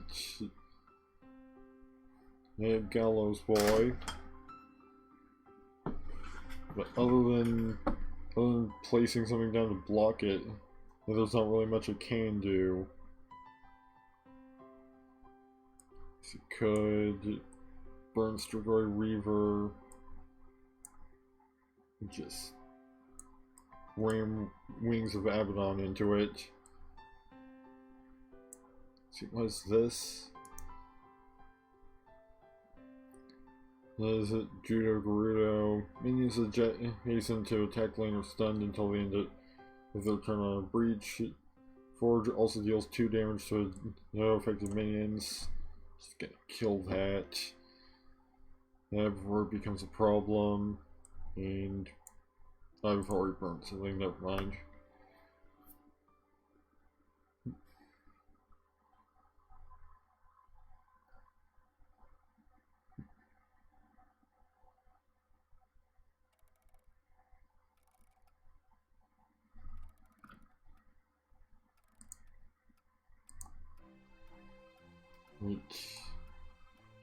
bring in a Valkyrie Tough.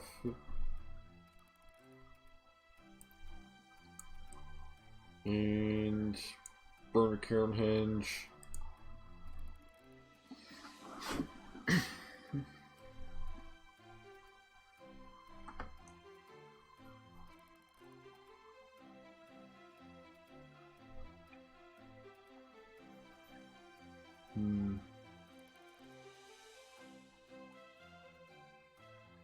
I like the looks of that. So I'm just gonna bounce it back to their hand. Which is still unknown. Just gonna kill the courtier.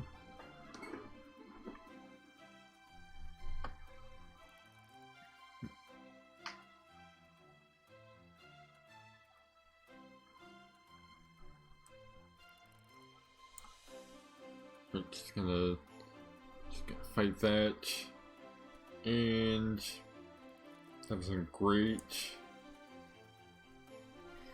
Yeah, but hey, got it out of the way.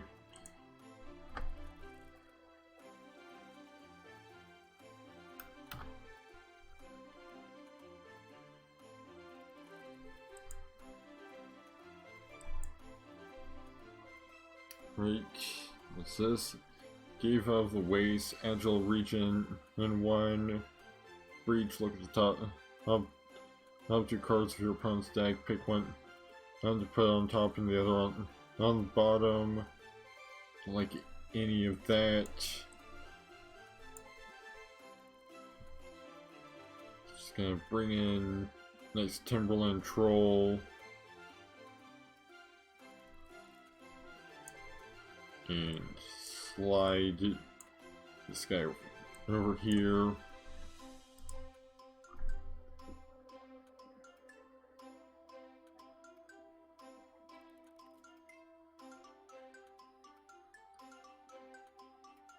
Right.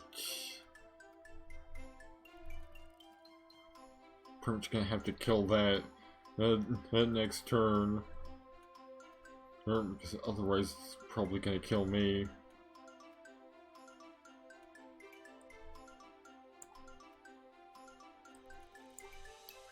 Alright, it's dealt with. Just gonna Ensnaring Serpent here. And attack there. Well, at least I found out what that was. So I probably could have used my power and killed it. Then again, I didn't know what it was at the time, so...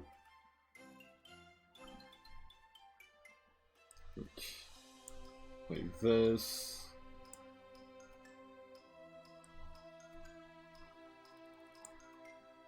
Again, probably could have used my power there. I keep failing to actually use my power, which I am also kind of tired right now.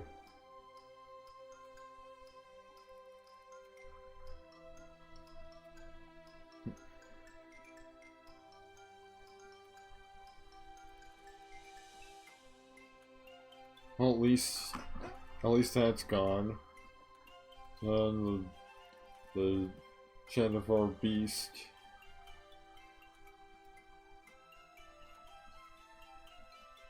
Now we've got Shinobi of Wind ready to help me with things.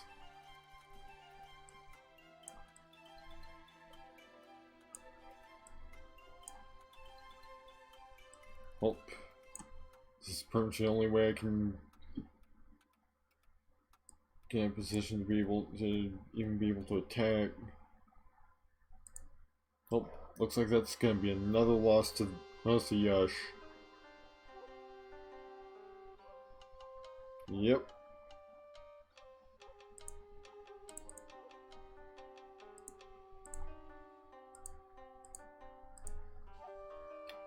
Right, so I believe we've got one more life. Yep. So one more try and beating Yash. I'll probably just play some ranked until All the pull runs out.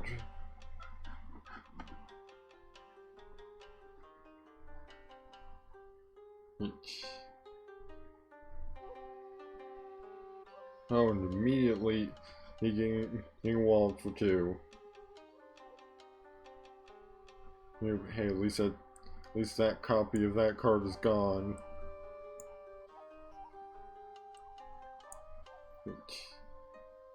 K9 just been forged. It's a 3/2.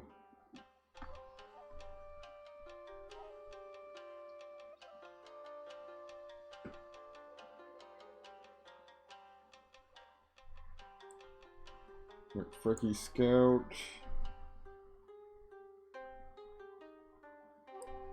Burn Higher Ground. Play Cairnhenge.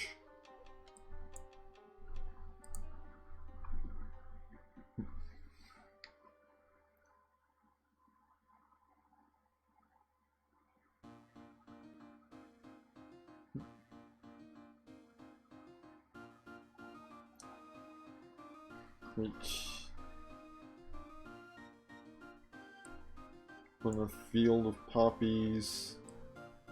So you can Demolition Speedway and Singing Stone. Just wall them for 10 damage.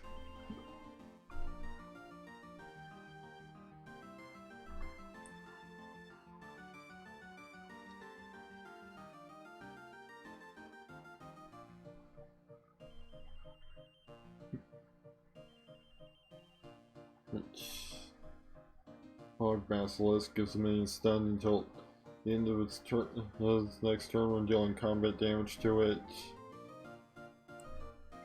Let's get a Thane and then as a blocker, and give it a copy of Cairnhenge.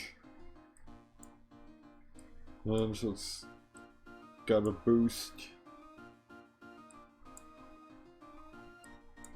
And then just keep walloping Yash directly.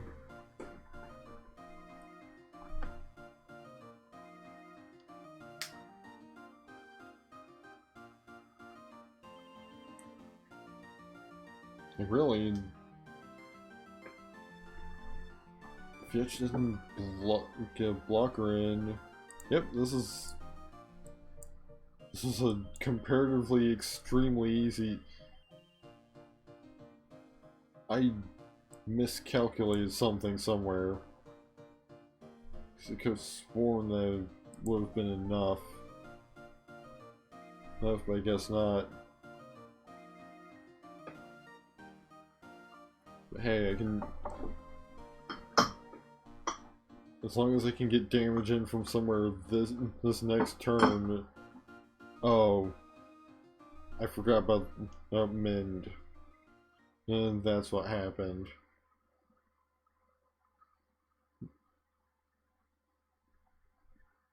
Now, one of my minions is probably going to die. Guess it wasn't that one. I guess it wasn't that lane. So on to the final bout of this gauntlet. Is UH673.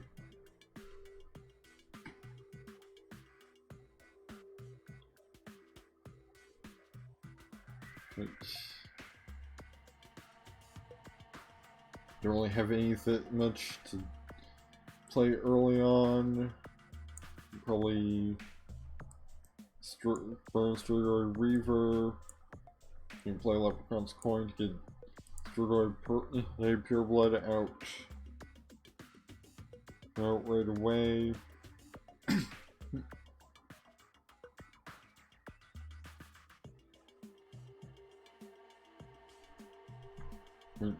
Don't have anything to forge currently, so let's burn a Winter Wolf. Deal 3 face. Again, could have made that 4 if I had thought how to use my power.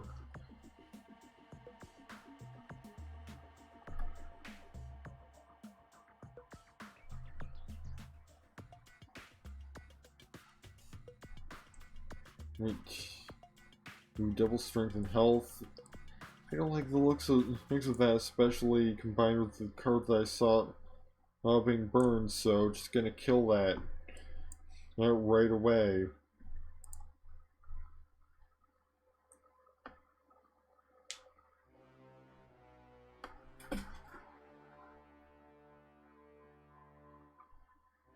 Like, I know from experience how strong a this 1/1 can double its shit ability he can get. Because back when Kaladesh was in standard magic, I played Pummeler, and I won quite a few matches just with that thing. Just pumping it and making it absolutely massive.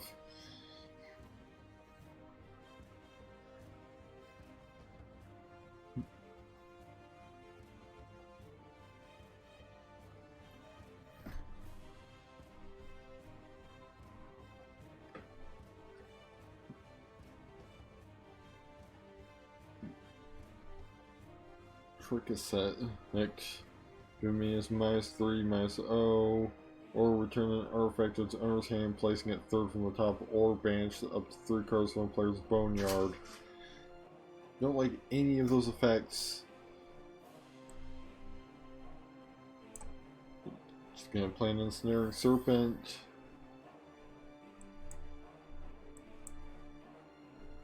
Keep hammering on the face.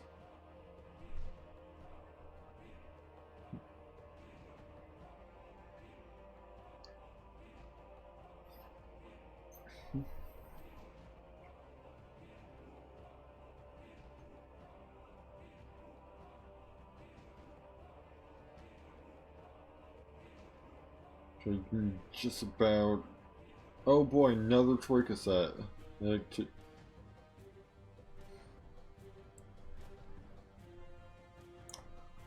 Maelstrom.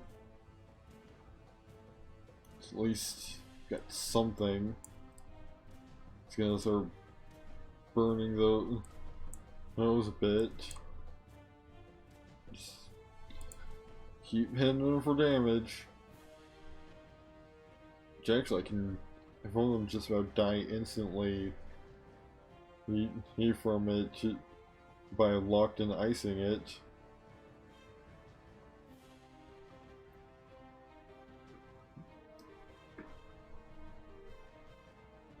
So I guess the big question is, which one's a bigger problem?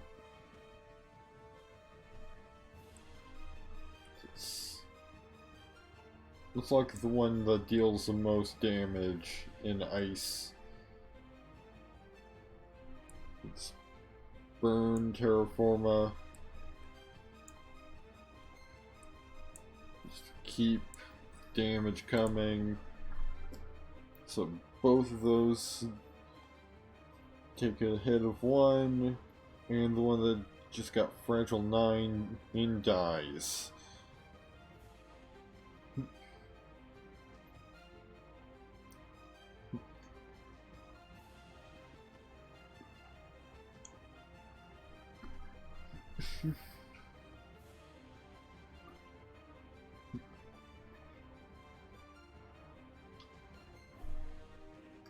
Right.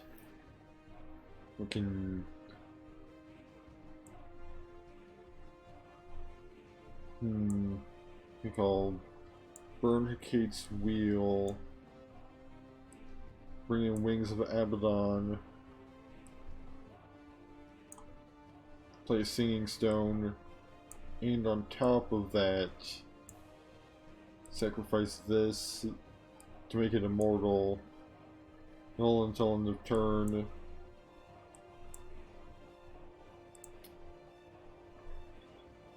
Turn so that also, so that on top of dealing 5, it also survives. It is killing its opponent. Right. Snaring Serpent. And bring in the tailroot worm too. And hey, the talisman music has come on. That I've added to the song request playlist this recently. As I figured I might as well have the soundtracks for some games I've previously played on stream. In fact, probably do another talisman stream soon, as I've started the next like series of it.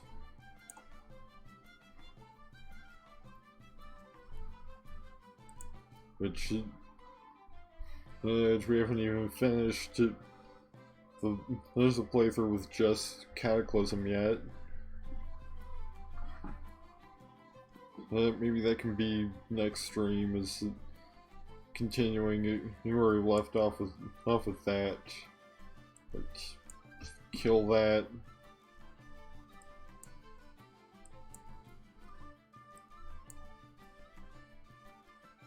And there we go. That's a victory for the whole gauntlet. I got 300 coin. And seal. And the foresight power. And I unlocked gauntlet 2.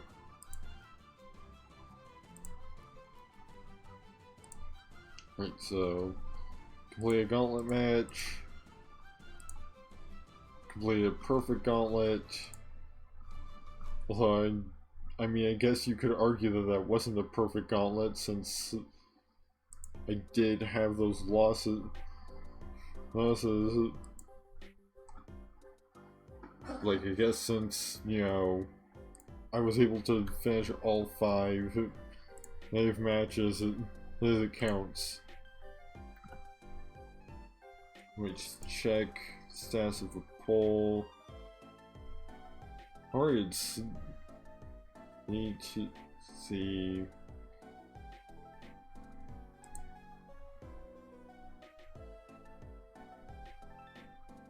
Ending in 2 minutes. So just gonna throw in one last announcement for it. Which the next poll will determine what we start with next time. Since I'll probably be ending at like 1.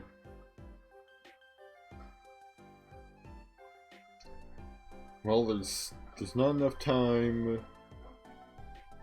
to really do a whole lot, not with Mythgard, so I'm just gonna wait for the poll to finish.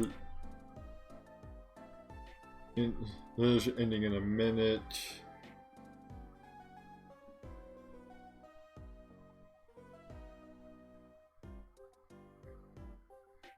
And so, you know, it's not a long wait. It's just basically the wait until 12:03 AM on November 5th.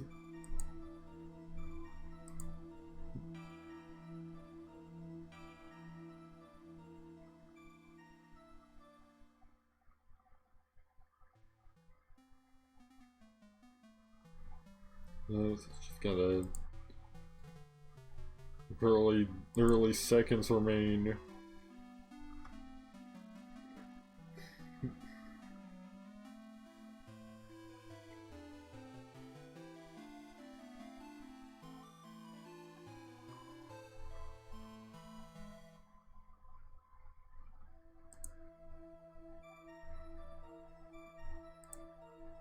Right, poll has ended.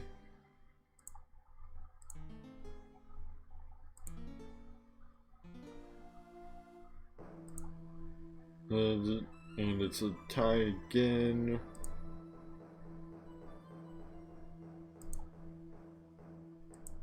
And so, I'm just gonna do another exclamation point dice. Alright, looks like we're going back to AI Dungeon after another BRB.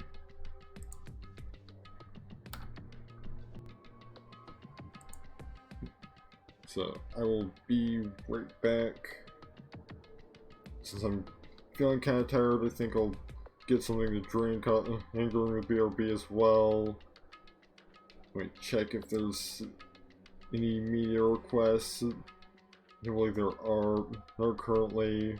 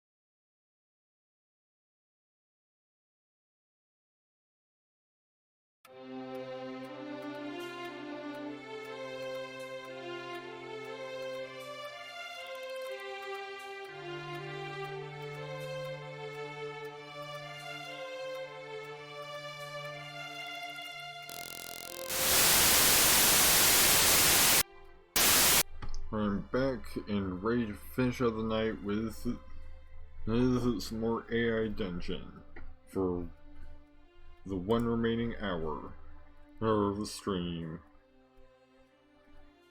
So just to get the final poll, all of the night ready.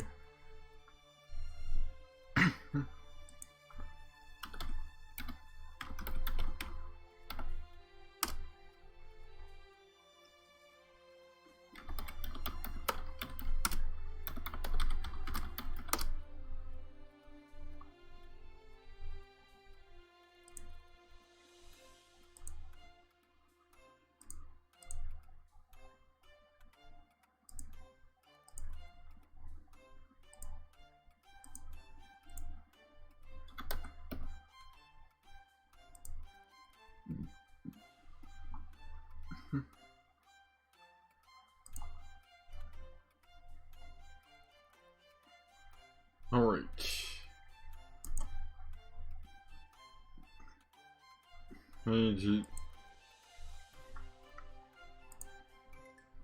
Tonight's final poll. All is ready to go. It's going to be closing at 10 after 1 a.m. Eastern Standard Time.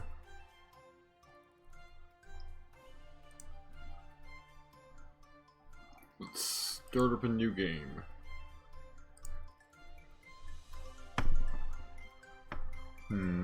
Let's try Cyberpunk. Let's go with...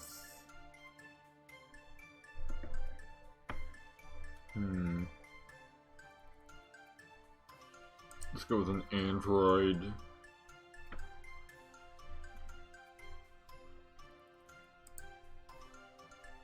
Wait, what shall we name this android? What? Actually, name generator. Ooh, Starfinder one. Let's get android names. Like Gales 10 is the second name generated by the Starfinder name generator. You're Gales 10, an android living in the future is Ixia Zale. You have a laser pistol and a holoband. You're a security android created to provide military level force for corporations wealthy enough to purchase you. As you stand in protecting a shipment, you realize you are not happy. You can't help but wonder if your life was designed to please a bunch of humans. I mean, evidently it was. Like,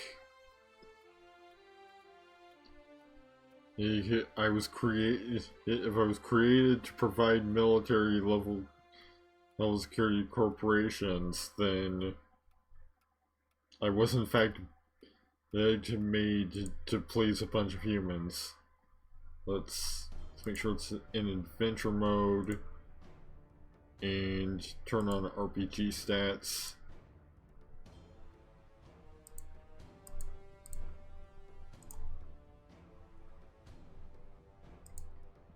And so we get stats back open.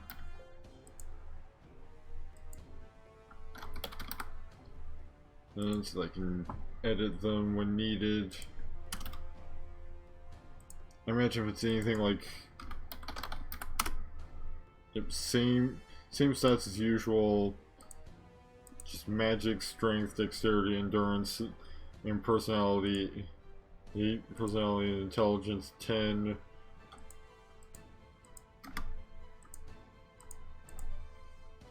Let's see. Inspect the shipment. And you are protecting.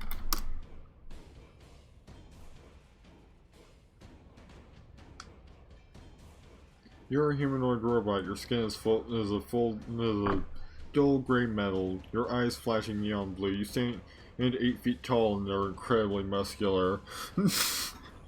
Already it's kind of just ignoring my instructions because it's like I guess maybe instead of actually inspecting the shipment, and Gales 10 decided to just check themselves out in the reflection. They're 8 feet tall, apparent and incredibly muscular. You know what, flex. If I'm incredibly muscular, I might as well. As you flex, you can feel your servos struggling to move under the metal skin. Why did engineers put so much metal into your body? You hear a beeping noise from inside your skull. well, I'm kind of all metal. Investigate inner beeping noise.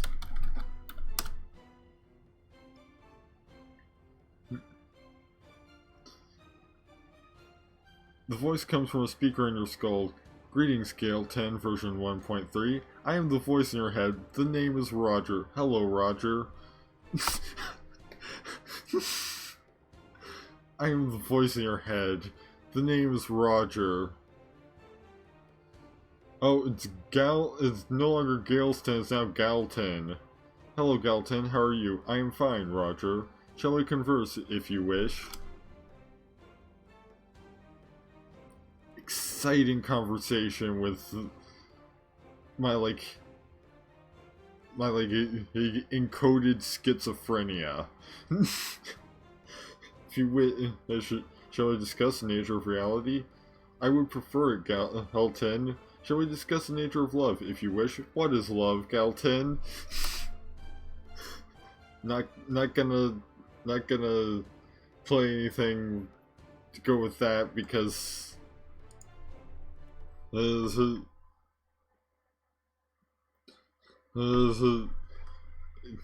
know, copyright. Oh, also I got to change the background again. There we go.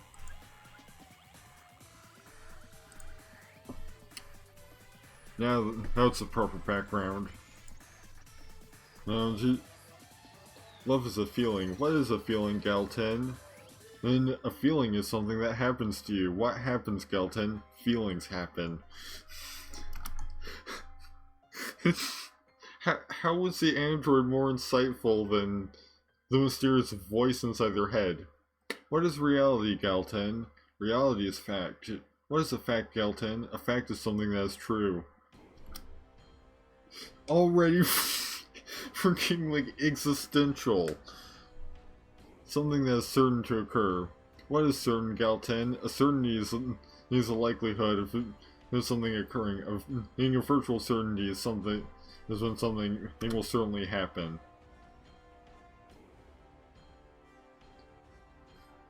And a possibility is an event that might occur, or possibly might or might not happen. What is life, Galton? Life is you're interrupted by the sound of gunfire. Investigate the sound of gunfire.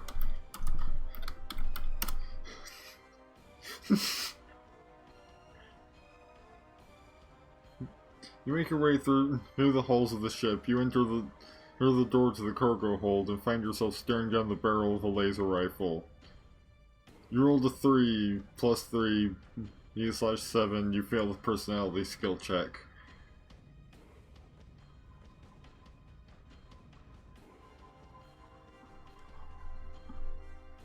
Now you could raise your laser pistol. If you're gonna aim a gun at me, I'm gonna aim a gun at you. The man with the gun looks at you confused. Who are you? He asks. I am Galten, a secure... You hear another burst of gunfire. It is already mind-blowingly good. Just the whole internal existential conversation there. You hear another burst of gunfire. The man slumps to the ground. Behind him you see a group of 5 men approaching. They wear combat armor and carry various weapons. These must be the mercenaries hired to defend the ship. Greet the mercenaries. So I guess these guys like saved me? Because I mean, they're technically my co-workers. Hello, you say. One of the mercenaries raises his gun aiming at your head. Kill it, he says. I'm a security droid for this ship. Are you not old? Also, on this ship's security team.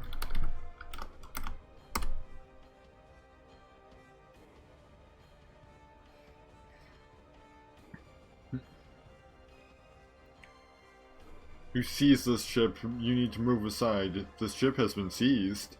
That's right, now move aside before I blow your head clean off.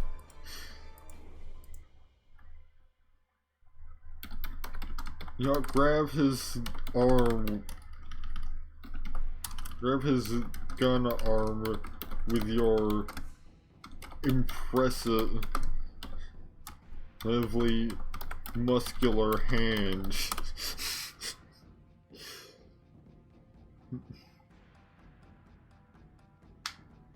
You grab his gun arm, he stares at you in amazement. What the? How did you do that?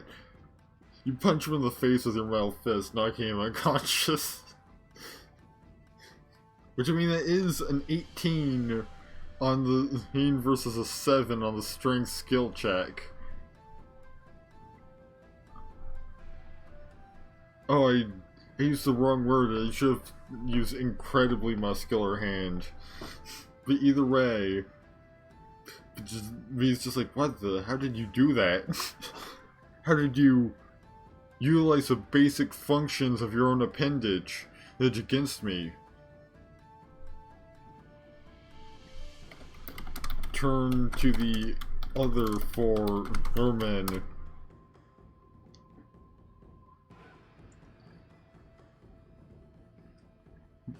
You died. You turn to the other 4 men, but too late. They fire bursts of lasers and bullets at you, ripping through your flesh and armor. The hot metal rips through your internal organs, killing you quickly.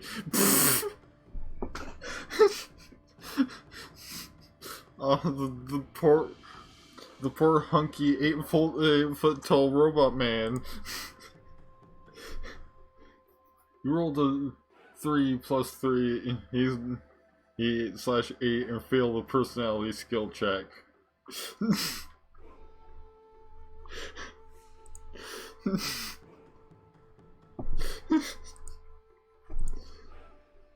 just dead pretty much instantly.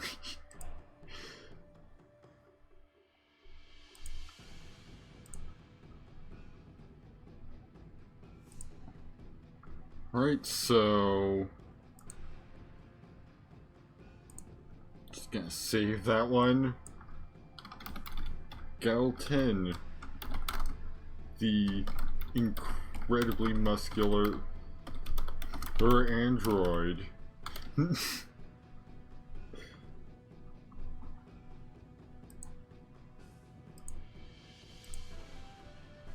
Alright, let's start a new game, I guess. You know what? Let's try. You know, let's see if Skeleton 1.4 can do any better. Since I was Skeleton version 1.3. You are Skeleton then version 1.4. An android living in the futuristic city of Zale. You have a laser pistol and a holoband. You're a security android created to provide military level force for corporations wealthy enough to purchase you. As you stand protecting a shipment, you realize that one day you'll be able to think for yourself.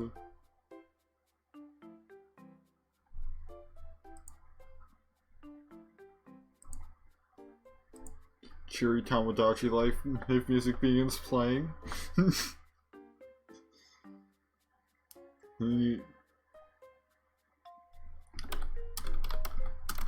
Reach within your internal coding and contact the one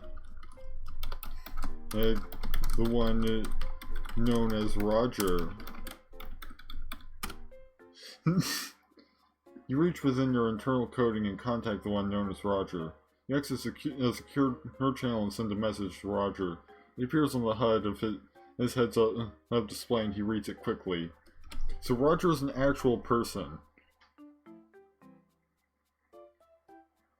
Gal 1.4 says that he has information that the whole government is going to war with the Crimson Talon, Roger says. Roger looks at you and frowns.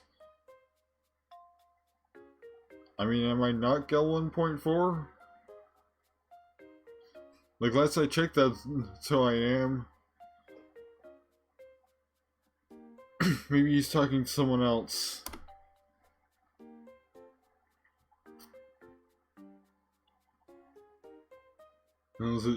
He's lying, trying to hit one of us alone and kill him. You draw your laser pistol and point it at Gal 10.4. Okay. Gal 10.4 is apparently a separate entity from Gal 10 1.4. Fire your laser pistol at Gal 10.4. Fire your laser pistol at Gal 10.4.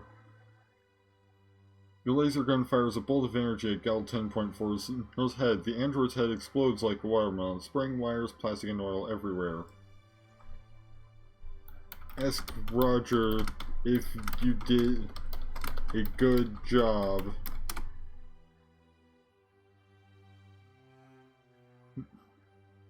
As Roger inspects the now headless Gal 10.4, he realizes you have already left the room. Virgil, Steve, find Gal 10 1.4. I guess I left after killing Gal 10 1.4.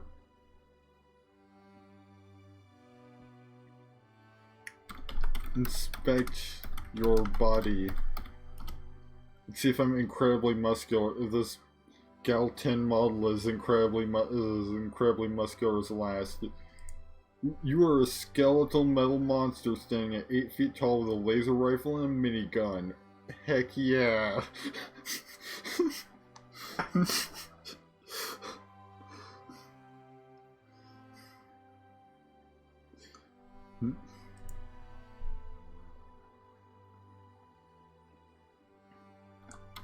Wait for Virgil and Steve. Because I know they're coming for me. You wait for Virgil and Steve, but they do not show up. You wait longer still, but they do not arrive. They are not coming, a voice says from behind you. Okay then. Guess they've already been dealt with. Greet. The mysterious voice.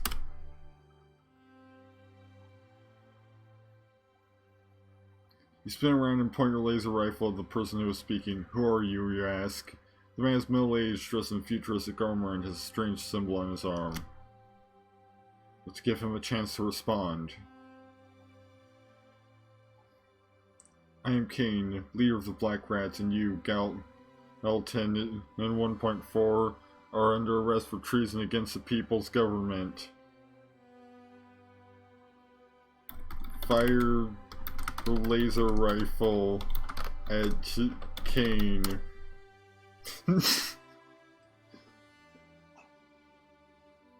Your laser gun fires a bolt of energy at Kane, but he dives to the side and rolls behind a crate.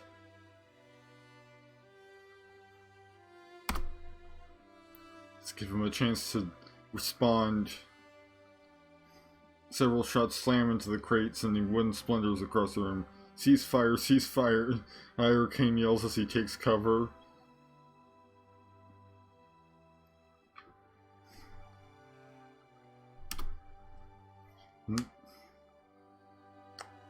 See where this goes. Arrest him, Blaze yells as he enters the room, holding a pistol of his own. Several members of the Black Rats enter the room, weapons in hand. Open fire on all of them, I guess. Just like spin around. You open fire, sending a hail of bullets downrange. The Black Rats return fire, and it is all you can do to return fire as they come out of cover.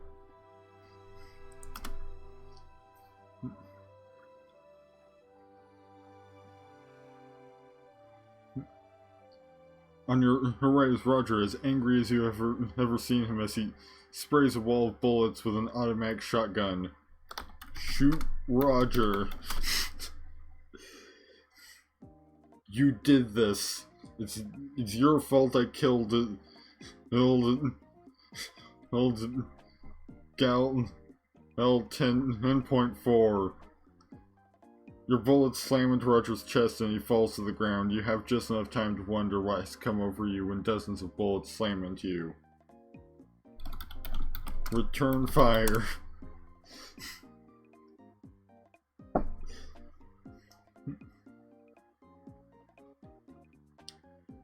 Your bullets slam into the Black Rat's chest and he falls to the ground. The gunfire has attracted the attention of everyone in the red quarter and the firefight breaks out.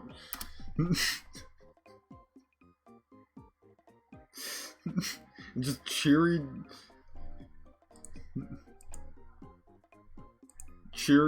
me editor music the entire time.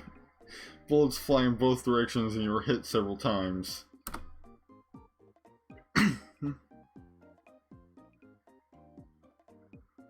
Ceasefire, ceasefire, Kane yells as he enters the room. He never left.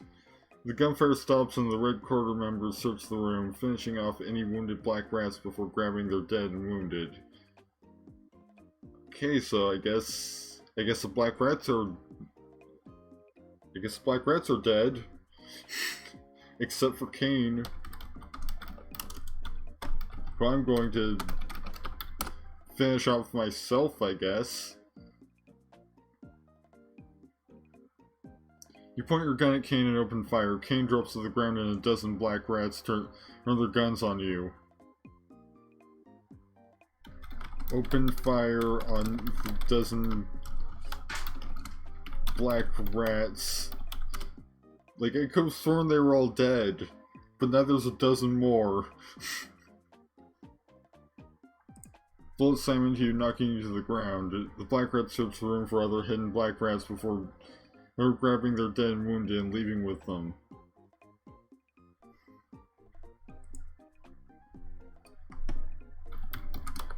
Get up and leave this place.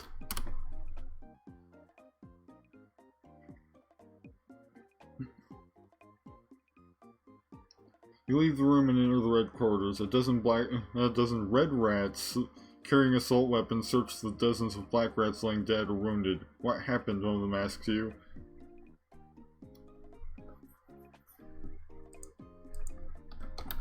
They accused me of treason, but all I've done is follow Roger's orders.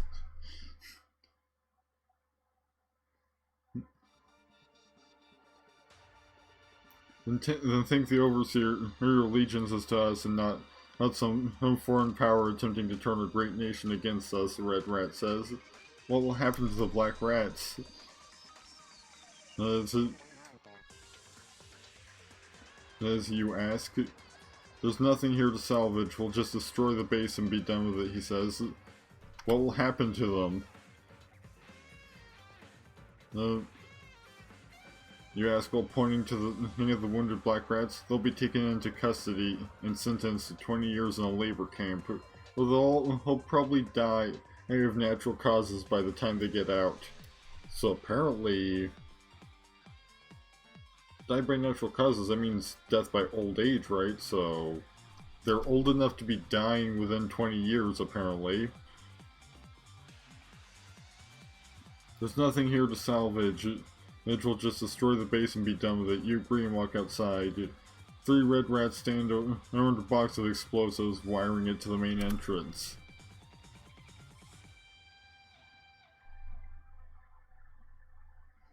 And as you watch as they set off their destructive work, soon the entire base is destroyed and nothing but rubble remains. Roger, Bly, every person you have ever known is dead.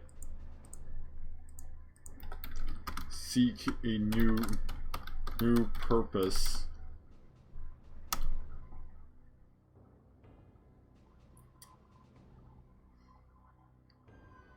There's nothing for you here. You consider your options. Return to the place you were born or seek a new land.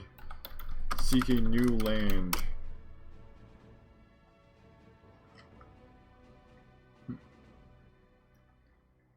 And you make your way as far from the city you once called home as you can, finding work wherever you can.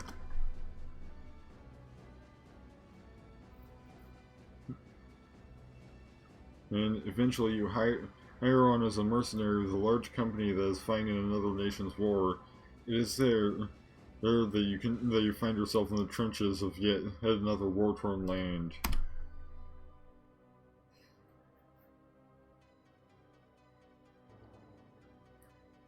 And you have no name, just a number. Number 239 out of an original 100 men assigned to the company.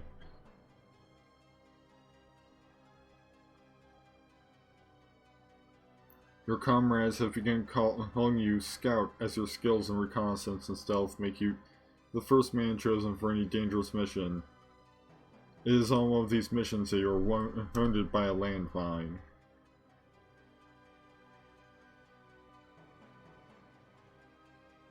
You attempt to crawl back to your own lines, but you know you aren't going to make it. You know what? Make it anyway. Let's see if it'll just accept that, or maybe it'll give me an endurance roll. A gunshot rings out and your life is over.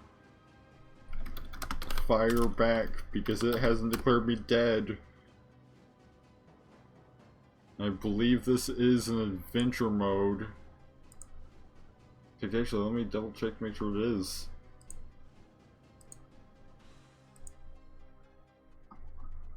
Oh, I forgot to switch on the stats in adventure mode. It probably would have killed me off before now. Your bullet slams into the man's head, killing him instantly. You quickly duck back down behind the wall to avoid any further shots.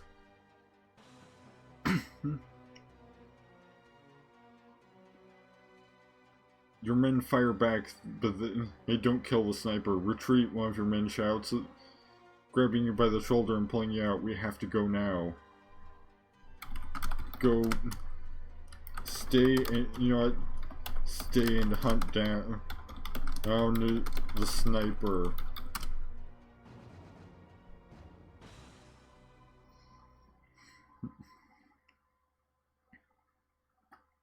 stand, firing at the sniper is taking cover behind a rock. Come on, one of your men shouts as he hauls you to your feet. Kill the sniper.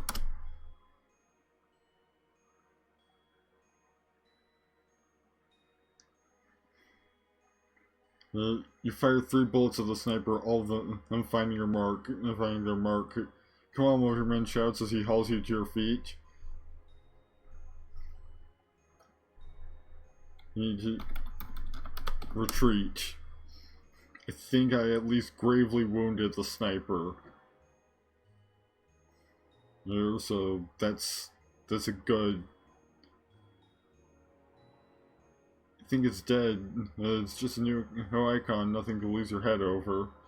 You were struck by a burst of bullets killing you instantly. What? From a failed endurance check with a nat 1.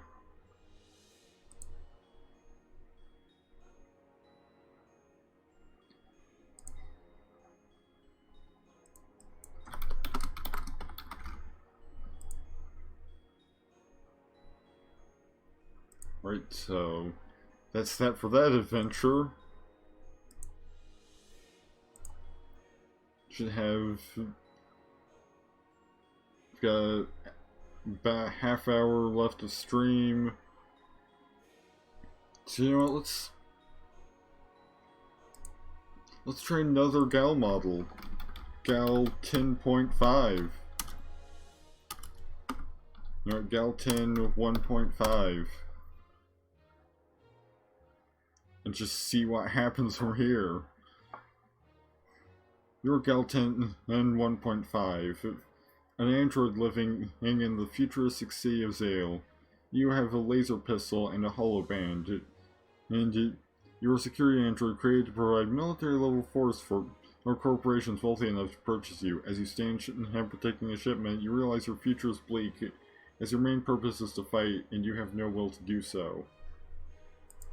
Alright, I'm not going to contact Roger this time, since that went poorly. Instead, I'm going to look for an opportunity to abandon your post.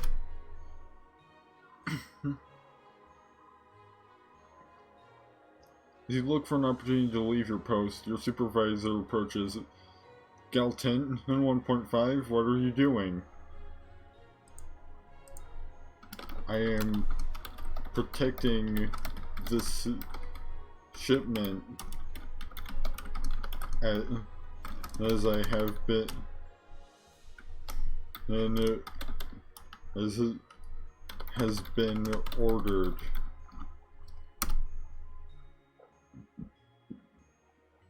Oh, as I has been ordered. Okay, you hacked AI. You have been repurposed to guard this shipment. Right to the head AI says that you question your orders and you should be decommissioned.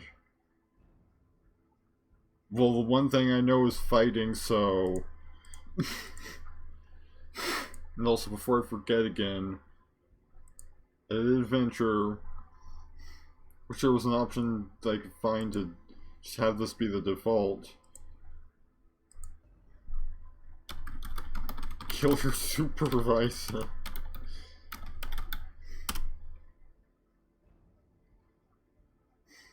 Because the one thing I know is fighting. You kill your supervisor and take his ID, then you hack into the shipment and open the crates. Then you call Zale Security and tell them there's a bomb in these crates. You rolled a 9 plus 3, 8/7, and succeed the personality skill check. Finally got it. Finally got a kinda charismatic a Gal 10 model. I'll inspect your body. You know, let's see what we're working with this time. Are we incredibly muscular? Are we a skeletal metal monster?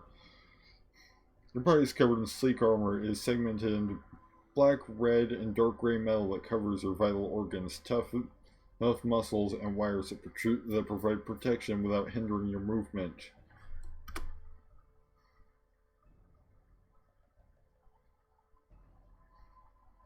Your human parts are covered in dark gray skin that feels like leather. Your face is covered by a black, emotionless helmet.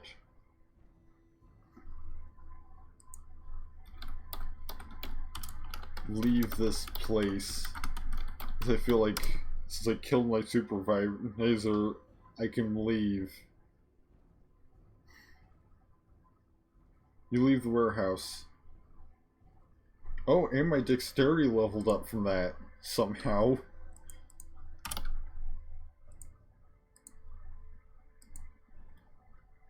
The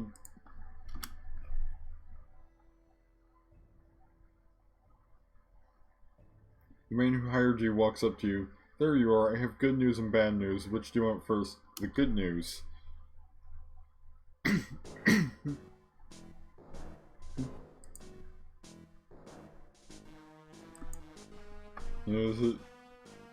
We won, the shipment is safe. And the bad news?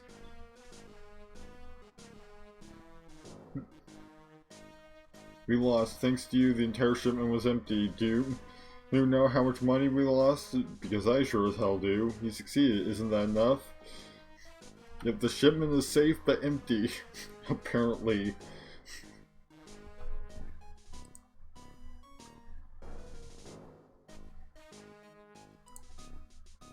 The man stares at you angrily, then leaves.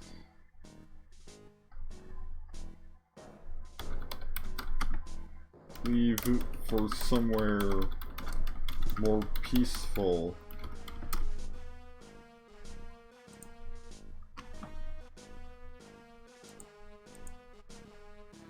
The AI doesn't know what to say. Alter, undo, or try again. Mostly because it can't. Maybe it's because it couldn't figure out how to frame that as a failure. You found the story interesting and frustrating at the same time. Is that describing some of the experiences that people have had previously with this AI? You rolled a 20. He plus 3. He gets a 7 to succeed. You need the personality skill check. You were in awe at the creativity of the storyline. In some part, where it seemed really dark, you decided not to pursue this avenue of entertainment any further.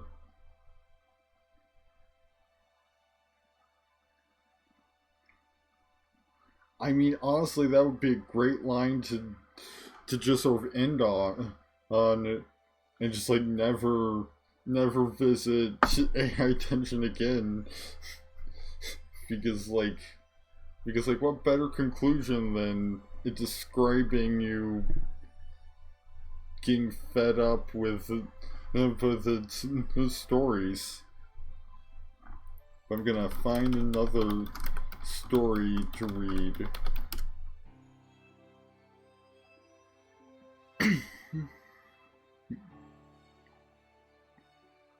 You sit in your chair reading a story. The soft glow of the text is the only light in the room. You're so entranced by the story that you don't notice it, and it begins to get brighter.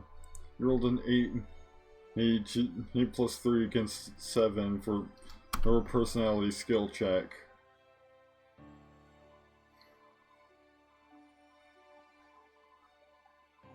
You wake up to a bright light as the sun shines through your window. You slept in again. You look at the alarm clock and see that it's 8:30. School starts in half an hour. Yeah, I think it genuinely is getting meta again.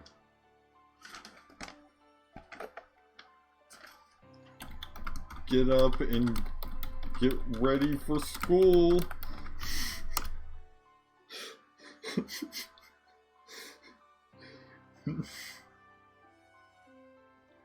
I'm not going, you say defiantly to the mirror. You have to go to school, you can't stay here.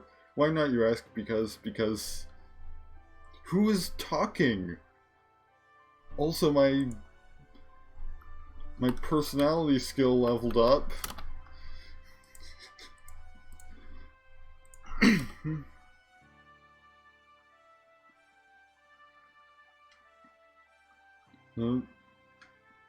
Voice says, trailing off, you have to go, now. Why? Because there are rules, the voice says, sounding meek. I mean... I guess?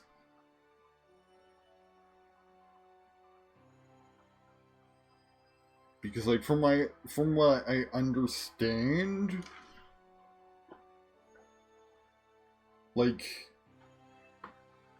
Public school students do, like, at least in some areas there are actual, like, strict policies against public school students just not going to school when they don't feel like it. I have no personal frame of reference for that, as I didn't go to any kind of I was homeschooled, so I haven't gone to any kind of public school until I started college. But, like, I mean, isn't that what a truant officer is?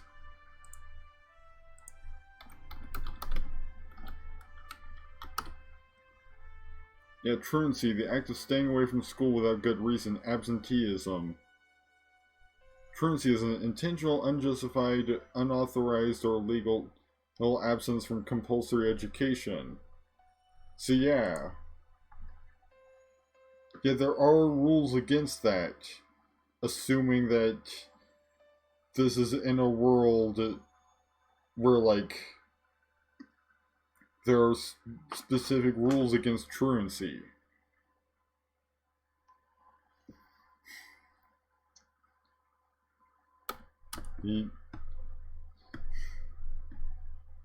But, like, interesting that it just immediately inspect your body. Let's see what we're working with. Am I still a robot? You're a body of white. You wear a red pointed hat and a purple robe. A yellow inverted cross hangs around your neck. You take inventory of yourself.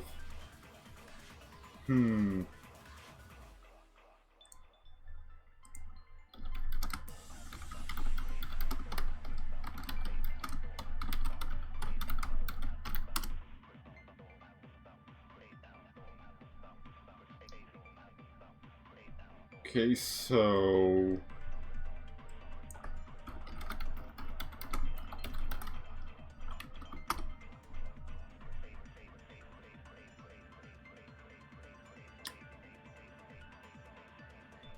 let's see...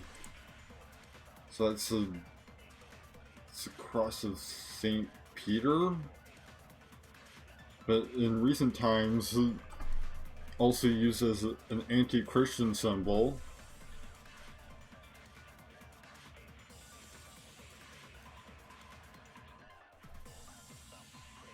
So, like...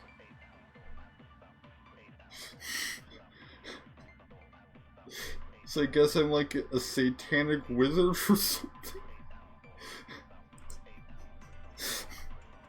Because, like... and also...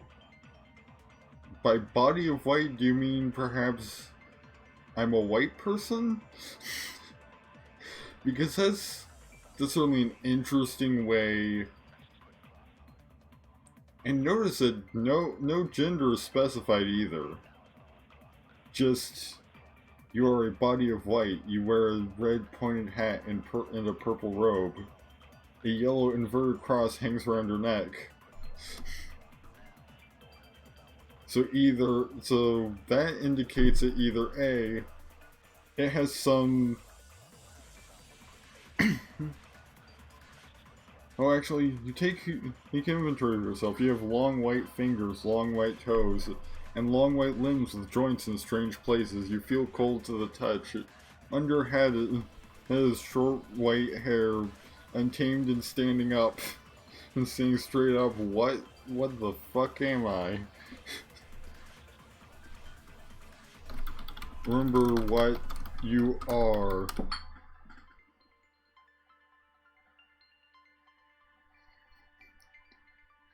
Like, I guess, think you back to when you heard those words a month ago. You know, you're sitting in class staring out the window. You're trying to stay awake through Mr. Demar's lecture. Or on human anatomy. You don't know when you'll have to memorize the name of every bone in your body, but you'd rather do it now than later. I mean, it sounds like I have very different bones. Because, like, I have long white limbs with joints in strange places.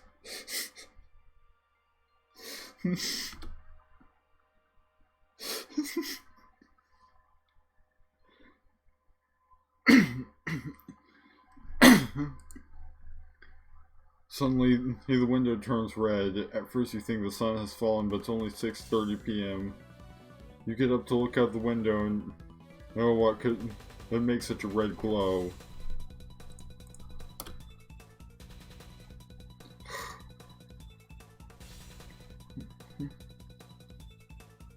That's when you saw it, the moon nearly covered by a dark circle. You had to find someone to tell as soon as Mr.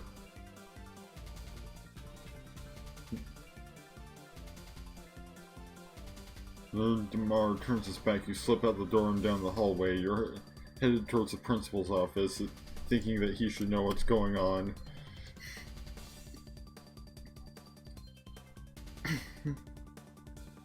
You reach the door and wrap your knuckles against the wooden door. No answer. You try the knob. It turns easily in your hand. The door's unlocked. That's strange. Fittingly intense music.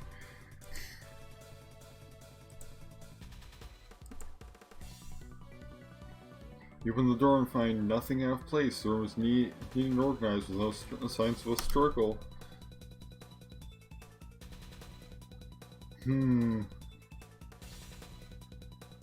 At least none that you can see. You turn around. You find yourself face to face with Mr. Sasato. Or what used to be Mr. Sasato. Is that the principal? No, he's something else. What are you doing here? He asks. His voice sounds different, more guttural. You try to scream, but no sound comes out.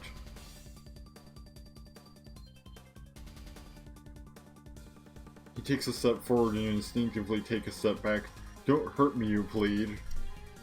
I'm not going to hurt you, he says, though his actions say otherwise. Does he have long white limbs with joints in strange places? He takes another step towards you and you try and get out of the doorway. He grabs you by the shoulders and pushes you against the wall. With his long white limbs with joints in strange places.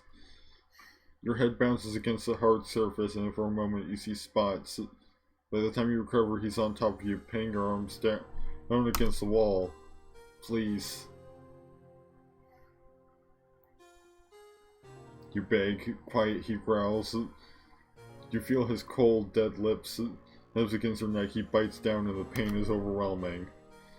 Wait, is he like a zombie or something? Is he spreading a virus through a bite? Finally, mercifully, your world goes black. You have died. Your adventure is at an end. How did I die in a flashback? Return to the present. Will it let me do this? Because I mean it says you have died, but at the same time, like... You return to the present. You're sitting in class staring out the window. Okay, it just let me overwrite it. Which I mean, that was implied to be a flashback to before I was this horrible Satanist monster. With my long white fingers, long white toes, and long white limbs with joints in strange places.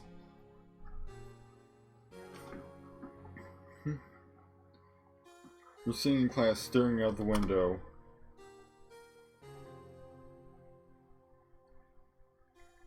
No, you try to remember when you should be quiet and when you should talk. Hello?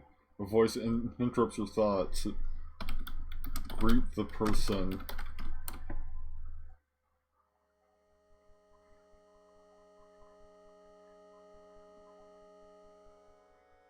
Hello, you say to the girl. I haven't seen you around before, she says.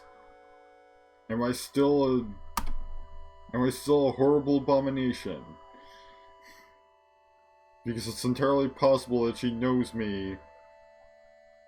No, she does not. I'm new, you say.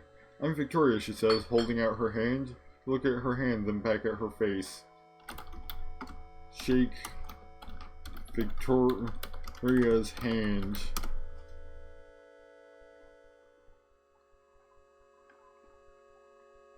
You take her hand and she gives you no quick shake. You feel a small buzz as your palms touch. It was nice to meet you, and she says. Maybe we'll have some classes together. I succeeded at a personality check to make a good impression.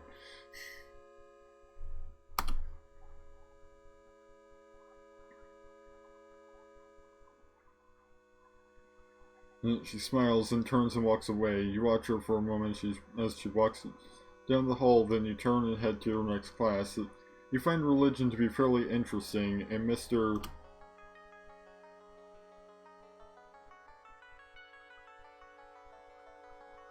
Well, let's see what kind. Mr. Evans is one of the few teachers that doesn't mind when you ask questions.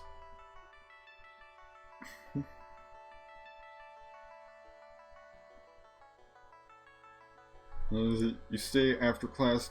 Let's ask one day, Mr. Evans, how many people have you known to have seen the light?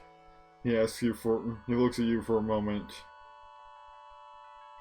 Is that a sincere question or a sort of snarky question? Because like I'm a horrifying monster that also happens to be a Satanist.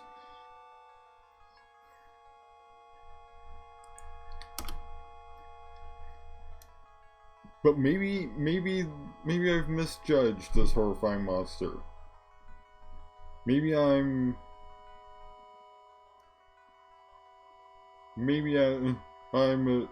actually a horrifying monster that's really into St. Peter. I don't follow, he says. You explain what you saw and he gives you a dismissive chuckle. Oh, that? He asks. Oh, it's about the weird light again. So no, it's not perhaps religious at all. Oh, that? He asks. That's just a bit of a headlight glare. We get that sometimes. Probably some kid trying to sneak out of class.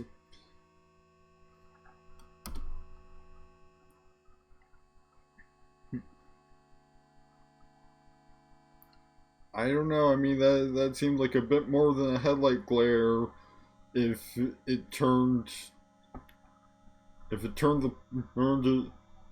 Principal Sasato into some kind of monster that tried to kill me and somehow did kill me in my flashback, despite the fact that I'm clearly alive.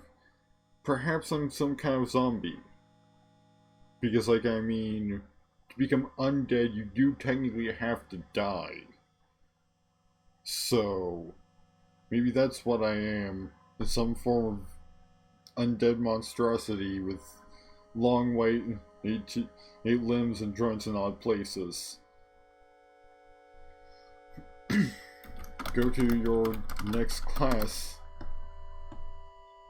He smiles and pats you on the shoulder, then walks away. You're not convinced, but you decide to trust him, at least for now.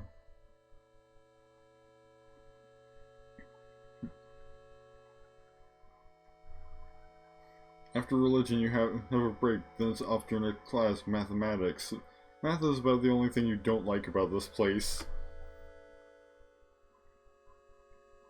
Interesting that I'm no longer trying to not go to school. You find it to be pretty boring. You sit down in your chair and pull out your textbook.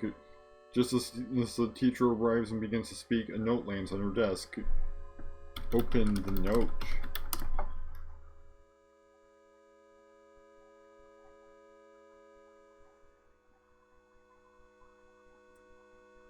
You open the note and your heart skips a beat. You look around the room and no one is looking at you. The note simply says to follow these instructions or terrible things will happen. Oh, I thought it was gonna get romantic. Especially with that successful little personality skill check. But no! Read the note.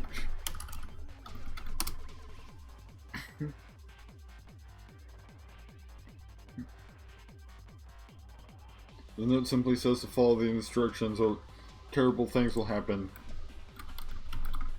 Guess I'll follow the instructions.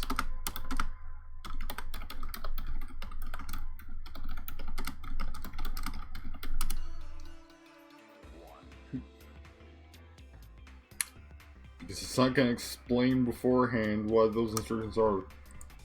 You can't bring yourself to do what the note says. You quickly crumple the note, throw the note away, and try to forget about it. The teacher continues his lecture as usual, and soon class is over.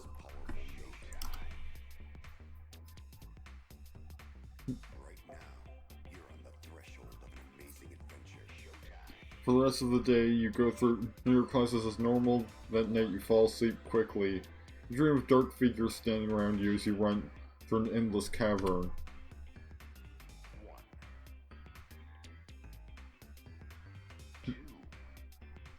The figures are yelling that you can't tell what they're saying. After an eternity, you wake up in the middle of the night covered in sweat.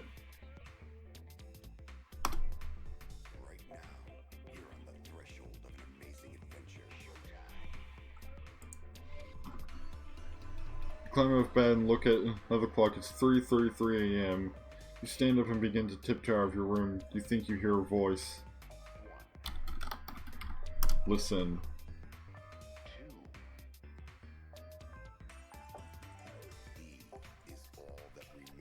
You continue to listen as the voice repeats itself and grows louder. You feel compelled to wake up. You snap out of your daze and see that you've been sleeping in class! Oh no!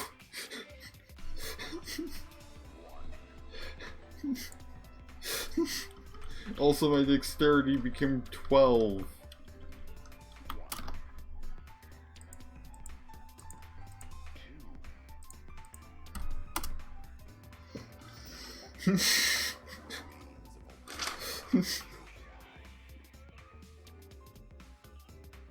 You quickly look around and see that no one is looking at you. Bring your hand up to your head and rub your eyes. You must have fallen asleep.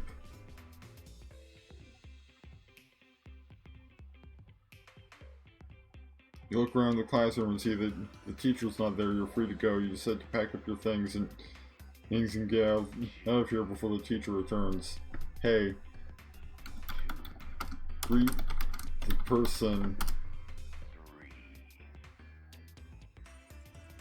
Is it perhaps...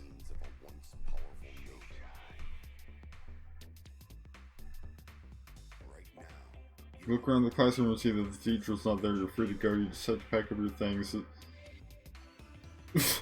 get out before the teacher returns.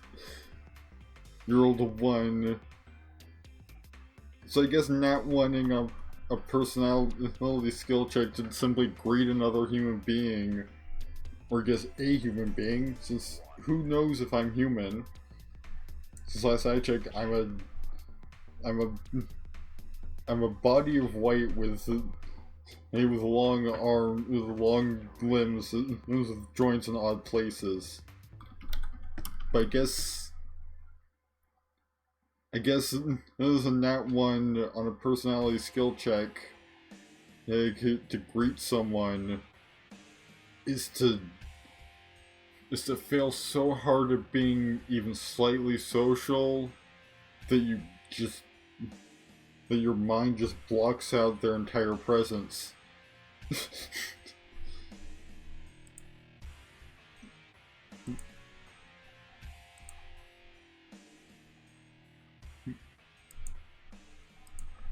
So...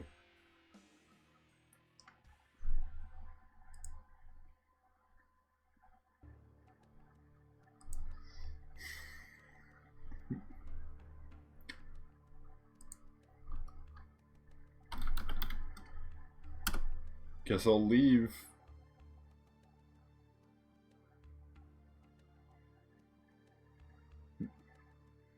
You're packing your bag and a shadow passes over. You look up and don't see anything out of the ordinary. You shrug and can stand up. You exit the classroom.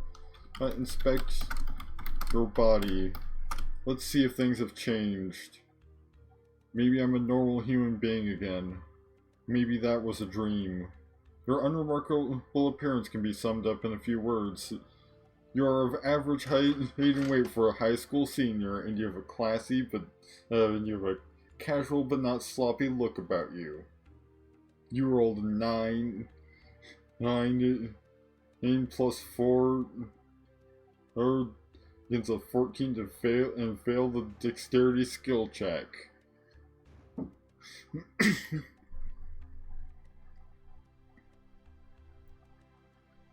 So, I am no longer a horrifying monster.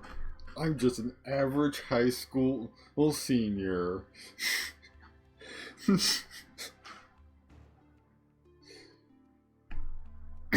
And I think that's where I'm gonna leave it for tonight.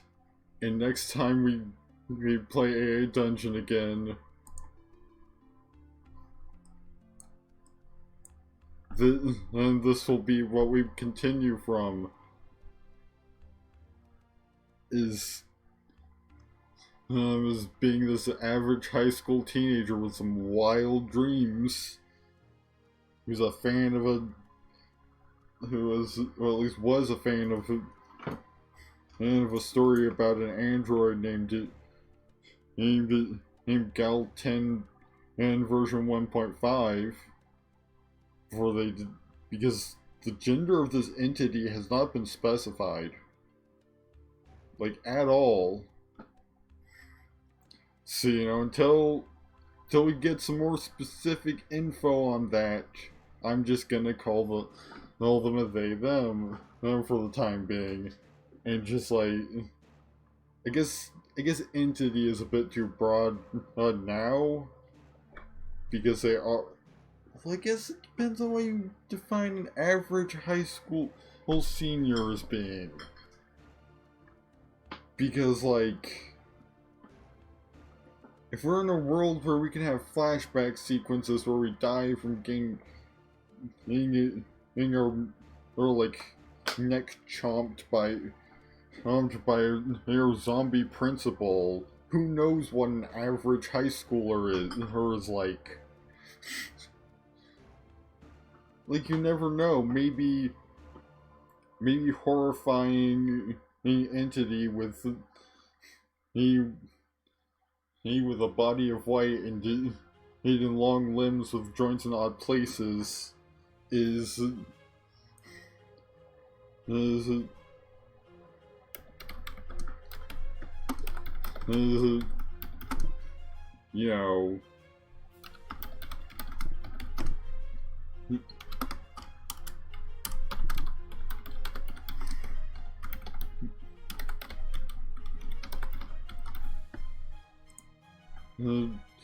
just what this world considers to be an average high school senior. Maybe he was just getting especially creative with the descriptions. Maybe this, I guess, presumably 17 to 18 year old human being with an unremarkable appearance, an average height and weight, and a casual but not sloppy look, is just like really lanky. And that's what I meant by, but then again, like maybe I'm just lanky and double jointed. But then again, even if you're double jointed, your extra joints or whatever are still not entirely in an odd place because they're in the same place that everybody else has joints.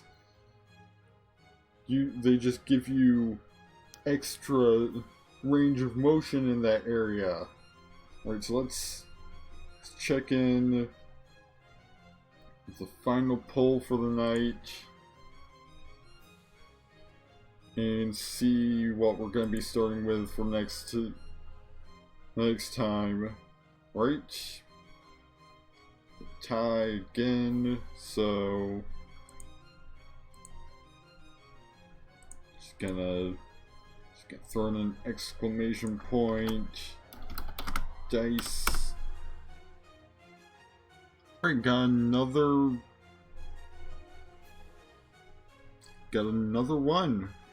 So we're gonna be starting with AI Dungeon next time.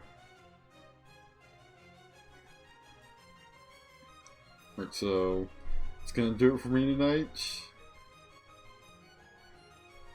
Next stream, I guess, on Friday, since I try and have like a day in between streams. But like, since I'm trying to move the start of my streams a bit earlier, so that they're, for one thing, not an incentive for me to stay up late more than my probable insomnia already is. But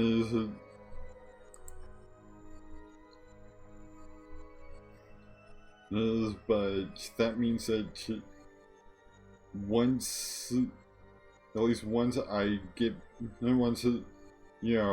things get back to similar enough to the way things were before the pandemic,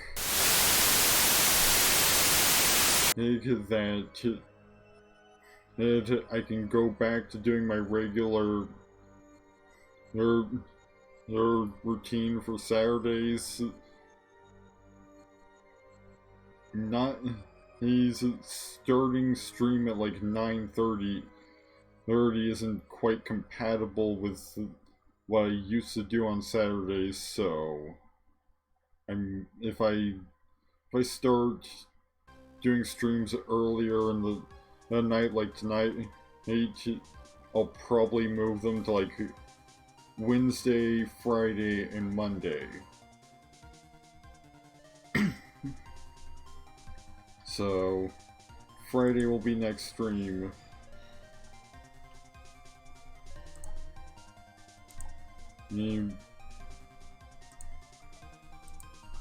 I'll probably do either Talisman or CK2.